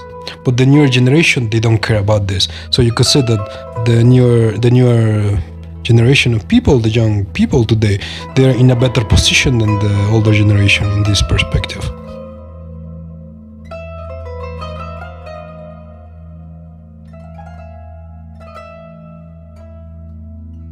Yeah, sure, but still, like I suppose at least once a week they're watching CNN or something. Don't say the name of the evil corporation.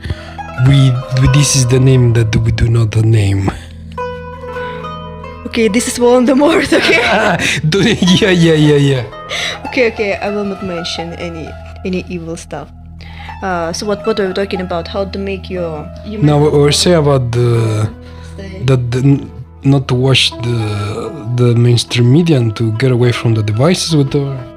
Yeah, and in general, I'll just spend less time with this social media stuff because, like, this summer, this is time when we really have opportunity to meet with our friends. So you're following the advice of the Canadian prepper. He said that you should go fishing. This is a good idea. I don't like fishing that much, but yeah, like, why not? Like to go into nature, go make a picnic in the forest or something, yeah? Actually, I was talking about meeting with the friends, but yeah.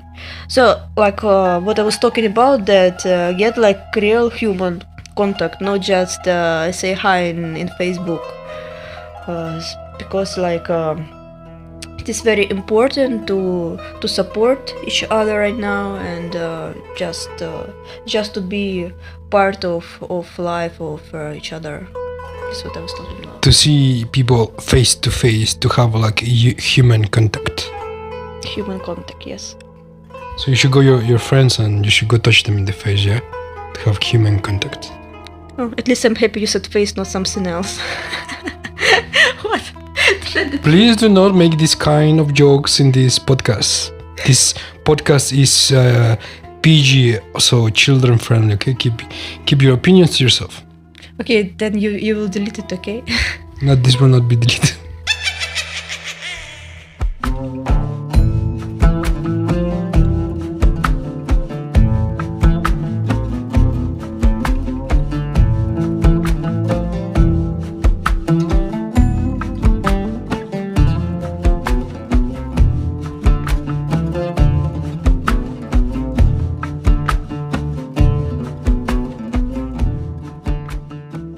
So what else? Also, probably it would be helpful to read some books like about positive psychology, also Like self-development books. self-development books, also probably books about self-protection. Wow, self-protection, like what? Like martial arts or what? Yeah, why not? Wow, do you want to be a ninja? Like not obligatory, like anything like extremely difficult. You can do wushu or something like this. Wushu is difficult if you didn't know. But this is not like I don't know, like taekwondo for me, for example.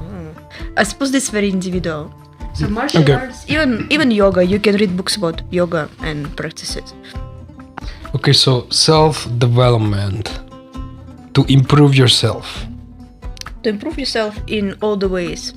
Let's say to improve yourself in all the ways. You can read books about economy also to understand the situation better. Just when you have time. If you understand the economy, you will feel very depressed to what these politicians they're doing with the country and the economy. They're just destroying it. So it's better for you not to know about the economy or economics. You can read books about cryptocurrency. Also, it is better for you not to read about cryptocurrency, because if you understand about cryptocurrency, you will understand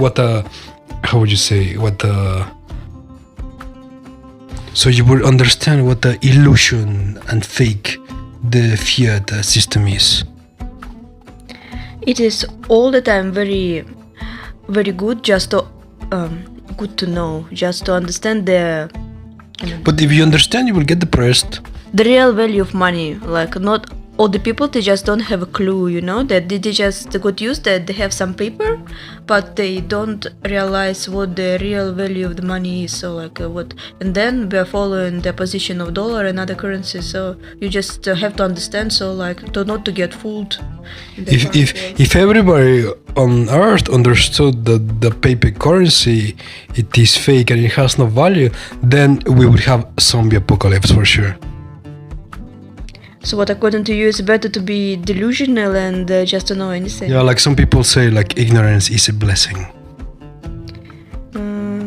It's up to you. Okay, it's up to you. Okay, what else? Yoga, do you say? Yeah, you can not only read books about yoga, you can practice yoga actually. Myself, I really like to do it. It let me free my mind and also get free your mind. Wow, reach something bigger. So I suppose in current condition it's really valuable knowledge and practice. Okay, what else? Also, you could just do some meditation and learn how to stay positive and or at least neutral in this very stressful situation. Meditation, what kind of meditation are you talking about? You can practice Zen meditation, for example, or just positive visualization, and you can practice mantras. Wow, where can you learn all of this? Where? Yeah, do you sell any books or something yourself? Myself not, but I know a lot of YouTubers and just books from the professionals in this area. So I'm not pretend to be professional in this area. So okay, which books, which master would you learn from? In case we are talking about YouTube, the most the favorite of mine is yoga with Adrian. Wow, yeah. Best one, I suppose. And the books, I prefer books from Indian masters. Sorry, I cannot pronounce their names and even don't remember them. I just have it on my bookshelf. Okay. So in general, your idea is to relax and forget about the world. Is this right? It is not completely right. You just have to free your mind to see the clear picture. When you see the clear picture, you don't panic and you can get through this and just live through this without panicking. Continue living in the current condition, just adapt. And with these skills, your adaptation will be not that much harsh in case you will be just panicking and not knowing what to do. So all the skills, yoga, meditation, reading positive books, and etc. will help you live in the current world. What about food? Do you think that eating like healthy food, does this influence your state of mind? Of course. From my experience, I can say for example, the less meat I eat, my mind is clear. I still like to eat meat from time to time, but you are just feeling like I don't know how to explain it. You just have less polluting thoughts, I would say. Wow, so you're a vegetarian. Are you against meat? I just said a second ago that I still like meat from time to time. So are you proposing people to eat insects instead of meat?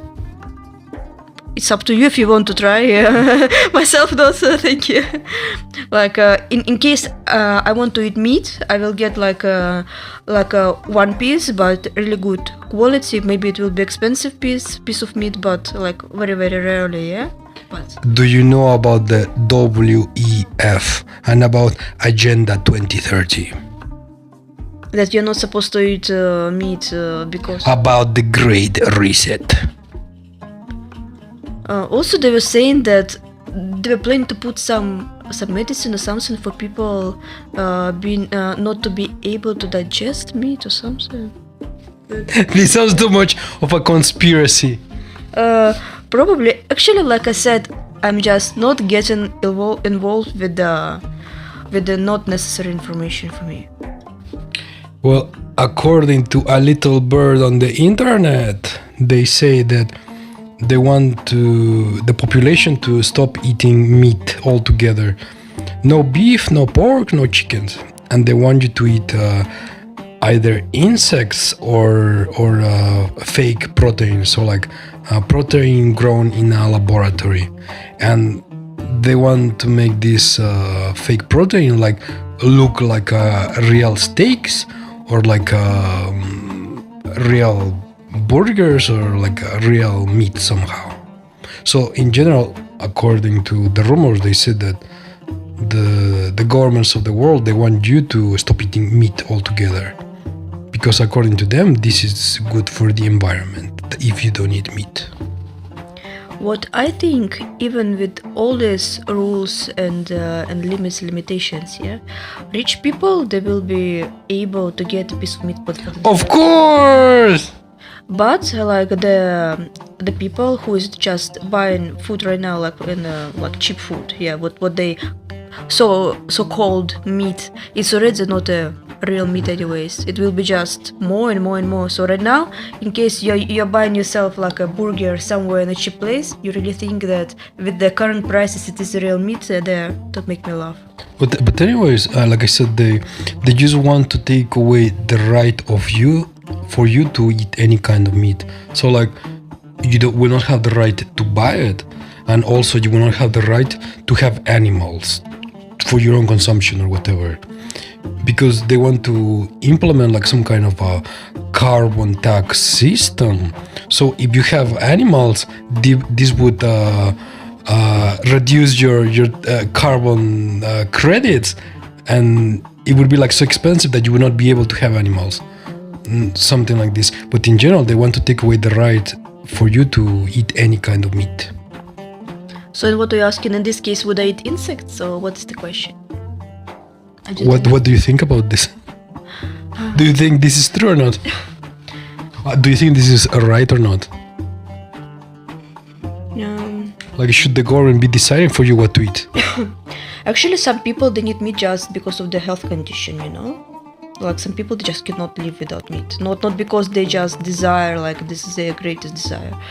They just need this iron and other stuff. They just cannot live without this. Yeah, like a doctor would tell you just to take like iron supplements or like some vitamins or whatever. Of course, this, they can do it, but I don't know. Like, I don't think that they can forbid you to grow animals for yourself, for example, to get meat from them. Just watch them do it. Like all the predictions from 10 years ago, like the conspiracy theorists, that they were saying that they were going to do this and that they just did it like right now. So what you say that, oh no, it is not possible that they will just take away your right to eat a beef or to grow your animals, whatever. They will just take it away somehow. Who knows? I already tend to believe like any of these theories, because like I just sometimes just thinking that, is it a joke? Like all these people who put these laws, like are they okay in their head, in their mind, like to what they decide? I don't know. I just don't have any answer to your question. You sound depressed already. Are you already starting to understand reality? Oh, sorry, I just like my Argentinian piece of steak, and I'm not ready to say no to this. So you are one of those people who cannot stop eating meat ever. I'm one of this person who will gather some extra money in case I'm able to buy it once a year, just to taste it. I'm a person of taste. I just don't know. I don't like to limit myself. I just like to try stuff. You just like to experience life. Yeah, exactly. I like to experience life. Life is too short, guys. We have to do it. Okay, so do you like to drink wine? Which wine do you recommend to people? I'm a fan of wine from Chile. I know it's fruity. It's very flavorful. Also from South Africa. Wow, with some of this wine from these regions with a nice steak on the side, yeah. Oh, yeah, exactly. I already. With someone like chimichurri sauce or something. Yeah? Yeah, exactly. Or also like some white wine with the piece of baguette and brie, like with the fungus, just with the fungus. And what if with Agenda 2030 they take away the right for you to eat your cheese with fungus? I'm gonna be very depressed. Okay. Okay, so considering everything that is happening, how would you keep your mind in the right condition for you not to go crazy? You know, like to answer this question, I want to say that you start thinking like in like different directions only when you are not busy with something you really like to do. Like usually when you are just sitting watching TV or doing nothing, or like not really concentrated on work you are doing, you start thinking you're thinking you got it. You're thinking anything, you're observing anything what's happening. So but when you are really working, you're concentrated on stuff what you like, what like really like get you in this flow. You just stop thinking about bad stuff. And I think that this could help your mind to stay clear. For example, for me, this is painting. Yeah, when I'm painting, just time flies very fast, and I just don't think about anything what is happening around me. And after this, I feel that my head it is also clean from all these polluting thoughts. So this is first. And second, like I said, you have to learn some techniques from books about this mental health, how to keep your mental health in a good condition. There are a bunch of books and very interesting techniques which I would recommend you to try. So like what most psychologists recommend is that you should keep your mind busy like somehow. If you keep your mind busy, you can separate yourself from problems. So in the current condition of the world, like this is the main problem. So you keep your mind busy with something else, you separate your mind from the problems happening in the world. Like in your case would be like to start painting, yeah? Yes, this is what I'm talking about. In case you want to be happy, be busy. But be busy with the stuff what you really like to do. Like find your credo in life. Credo, you mean like ikigai? Like in Japan? Ikigai? Yeah, exactly. I just forgot this word. Yeah, this is what I was going to say. Okay, very well. This was a very interesting conversation. It is time to go outside to fight the zombies in the apocalypse. I need to go outside to the shop to get some supplies and to go back home. Good luck to you. Look for your pasta. Get your storage. I need to go collect my pasta in the supermarket outside in the world which is filled with the zombie apocalypse. Okay, say goodbye to everybody. Goodbye everybody. Stay safe and stay positive and be close to your family. Right now it is really time to support each other and to be very kind to each other. Good luck. And? What? And? Stay safe? You catch phrase. No. I'm not gonna say. You catch phrase the way. I will not say it.